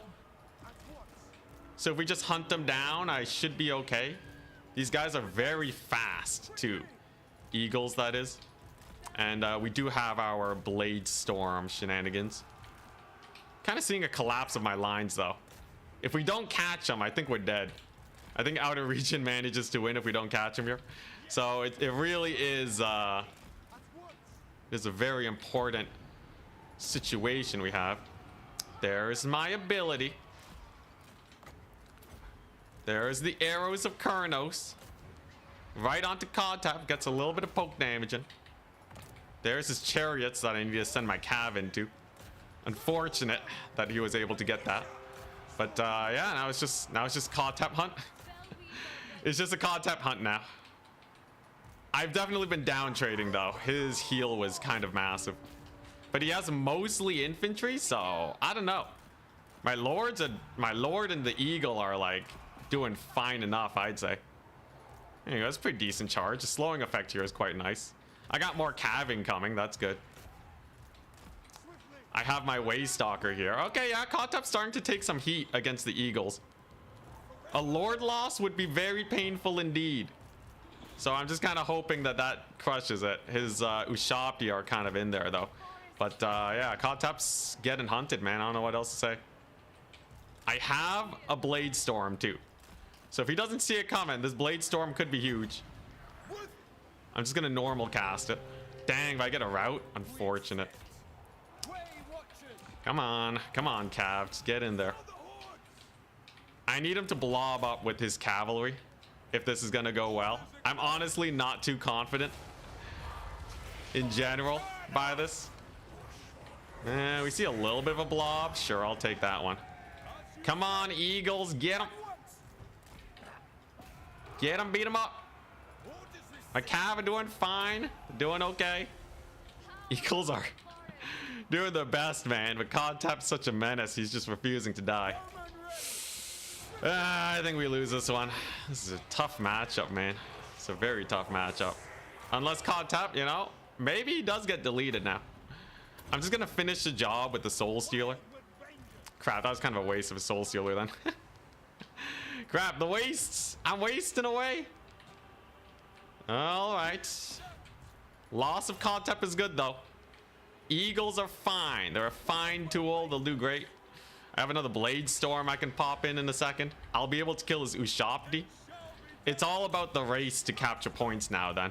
I guess that that really is it. Way Watchers are just gonna have to have fire at will and do their best. I should be able to kill his chariots there. I can summon Dryads on the flank potentially, but I really gotta capture these points sooner rather than later. Missed the Tomb Guard. Crap. These inefficiencies are gonna be the end of me. At least we have a decent amount of time here to retake points. At least I have a decent amount of time. And the Ushabti kill is nice. But man, his healing is going to be such a menace. Okay, the skeleton chariots take a bit of damage. The birds are doing okay. Blade storms abound, right? It's gonna be a tussle. It's going to be a tussle regardless. But it's one that we may be able to win, given a little bit of luck. And a few more eagles, I think. Oh, my poor cavalry, though. They're so battered and bruised. I'll be able to take my first point, though. I just got to slowly work my way to an army wipe on this guy. Tomb Guard will eat an AoE. That's good. And yeah, I just need Glade Riders, right? First point is captured. Hell yeah. I'll take it. I'll take a first point capture. He summoned in a unit here that won't really be able to help him out too much. Gotta be careful against chariots, though. I do have my backup cav at least, and his Tomb Guard have taken some damage. There's the cav charge into the chariots. Exactly what we wanted. And then I just gotta keep spamming cav into the horizon to get the second point. It's kind of needed. Kind of needed at this stage of the game. Whose Ushabti do fall, however. That is but a unit of Tomb Guard. Fairly manageable. Birds are here just to value trade. Dryads are here to capture. Fairly good charge, I'd say. Let's desummon these guys now. Got a couple desummons to manage. A little bit of cav here that can probably secure some points. Eagles are doing fine. I don't think he's retaking this, so this Waystalker can go over here. I am out of magic, though. But so far, so okay, I'd say. Can start capturing that. He doesn't have a lot of capture weight there. Overall, it looks like the Eagles... Yeah, if we kill his chariots, he loses most of his capture weight on this point. And then we can start taking this one. Use my cav to re-secure this. Don't want it to get too close. I don't think he's getting it, though. He actually re-summoned Cod Tap. That's a good sign for me. And now I have Dryads on the far point. That's going to be hard because he just re-summoned Cod Tap. As long as he doesn't retake this one, I'm mostly okay, I guess. Hey, and point secured. Hell yeah. He's not able to hold it. Eagles for the win, baby. Eagles for the win. They're doing their bestest. That's another point captured, though. It was looking sus, but all of a sudden, things are looking slightly up. It's still going to be a very close match. Some more Dryads are definitely a huge plus here. Will he have chariots or something? I don't know. Will he recapture this? I don't know. I'm going to have to lock it down with Dryads, I think. Desummon these Way Watchers. Kill off the rest of his skeletons. And the Waystalker needs to hunker down on points. That's his. That's the one thing that makes him oh so great and important in this situation. It's a pretty good charge, though, at least. It's just Skeleton Horsemen, so we know we win that one fairly well. He's probably going to retake 1 point, but I'll have a double cap. Summons in the cav, though. It's a little sus. It's a little sus. Gets a little bit of damage in there. Okay, so I'm going to need to counter that with my own cav. If I barely capture this, we're fine. If we barely lose it, it's really bad. So I think it hinges on that. The Dryads are in. Ooh, come on. Come on. The Dryads are cooking, right? The Dryads are great. They're amazing. They're not gonna falter here. Come on, you darn Dryads. Just kill them. Just kill the horsemen, man. Just get them off the point. Here you go. All right. So it comes down to this then. It comes down to this 1 point and 2 eagles and a couple very battered infantry. It's gonna be a close one indeed. We capture the point at least. So that's good. It's just, it comes down to this. It comes down to this 1 capture point. I have my lord here. If I can retake that and then just secure this one, we're set. Yeah, the Cod Tap snipes go hard. Cod Tap snipes go very hard. All right, he sends in some cav. Come on, you darn birds. Come on, you darn lord. Give that leadership. I need it. Skirmish cav aren't doing too well. I think if we just summon 1 Wildwood Ranger here, I'll be okay. He bought in a lot of his skirmish cav. And wins, I call it hacks. It's close. We don't know if we won it or not yet. I definitely up trade with all these dryads, but he only needs to stall for a little bit. He's going for the middle. Oh boy, all right. So now I gotta start pulling my boys to the middle point. Can he retake it fast enough? The new wave of dryads definitely makes us good, but I just lost a lot of my cavalry, which was kind of integral for this point. The slowing effect of the dryads is solid, at least. We don't know if we win this one yet. He may get a route here too, but I have some dryads coming on in. He's gonna have 2 units of cav. Okay. Okay, dryads, stick to the point, man. You gotta hold it. More infantry. There you go. There's the triple cap. Yo, the slowing dryads are actually so good versus dudes. And then we get onto the point. Hell yeah. Waste Soccer, you're chilling here to hunker down. He barely has capture weight on this. And I'll have about a minute to retake. I think we'll be okay. Maybe we can kill Kodtep. I just gotta get all my dryads here. These slowing ones are doing great. They're doing fine. We're killing most of his cav. And once he's out of units, we win. That's all we really need. He wasn't ready for these guys.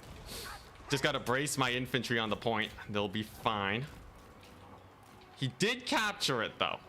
He absolutely did capture it. So he's sending in more cav. Makes sense. And yeah, I guess that's it. We just have to retake this one in the brief moments of time we have left. Shouldn't be too difficult. Shouldn't be too difficult. Oh, he didn't bring in the horsemen? Oh god, okay. Come on. I had to summon in a Glade Rider spear. Come on, man. Is he gonna win this? I don't have a lot of time left to secure this point. Come on, Glade Riders. Cook, man, cook. I have a Glade Rider to stop him from capturing this point. It's all about this middle point. I have 50 seconds, man. Dude, Undead crumbles so slowly. He's not taking this one. He's not even going for it. Yeah, I don't think he's capturing this point. He's not even trying to. 30 seconds. Oh, it's gonna be a doozy. It's gonna be an absolute doozy. All right, here we go. We got the crumbling. We have the slow capture weight, but he retakes it. Oh my gosh, not like this. 20 seconds. 20 seconds, but it's not even swinging in my favor. Oh my gosh. He's gonna win it. He's gonna win it with seconds on the clock. Oh my god. Dude, that's crazy, man. That's crazy. Oh my gosh. Brutal. Absolutely brutal. It's a disaster. Dang. That's a really bad matchup for Wood Elves, though. I think it's a terrible matchup. And the fact that we were still able to almost win it is a good sign. In the end, it just comes down to minor plays who can do it slightly more effectively. The Dryads are really good, but dang, man. The slow, crumbling cavalry. I even got a huge pick on his artillery piece at the start. Yeah, a lot of the... there was a lot of Lord sniping trying to go down. And I wasted... Remember, I wasted a whole spell cast of... I wasted a whole Soul Sealer.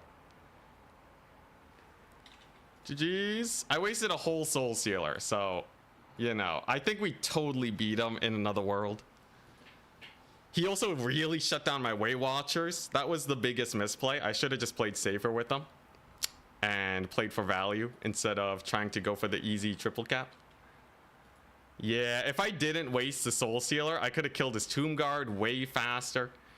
Could have gone like... I probably could have gone 2 Blade Winds instead of the Soul Sealer. And then I think we would have won it. Chosen the Gods also use their ammo. I think they killed a lot of cavalry with it. It was a close one. But we shall tap out graciously. Does anyone know if Nerd War Room is streaming? I got some chores that I gotta do. I think we're good enough with Wood Elves. Like, I'm not going to play Wood Elves versus Tomb Kings. But Yeah, like, you know, if I have to whip them out, I feel like we're well trained enough. I'll probably play a different faction tomorrow. Probably Warriors of Chaos, I think. But yeah, 2 very close games. He's not streaming on Twitch? Come on, man. Multi-streaming ain't that expensive. Raid tariff. Nah, oh, he's hosting the tournament, man. I'll give him a raid. Is it gonna let me do it on the YouTubes though? Is it gonna let me do a proper raid? Customization, redirect. Nerd. War room. Will he show up? He didn't enable it? Guy doesn't want me to raid him, man. All right, well, I guess we'll do the janky raid. If you guys want to continue watching the tournament, check him out here. We'll raid Tariff another day. We streaming a lot. You can check him out. He'll be casting. Outer Region is casting too. I'm gonna do some chores. And then, yeah, grand finals for Turin coming up this Saturday. Stay tuned. We'll see if I got the oomph to win it. God dang Tomb Kings, man. Ushapti summon on my poor Weight Watchers. They were gonna crush it otherwise, man. I just played too recklessly with them. We've learned though. GG's. And have a wonderful day. I won't be casting the grand finals. We'll leave it to the other casters. Peace.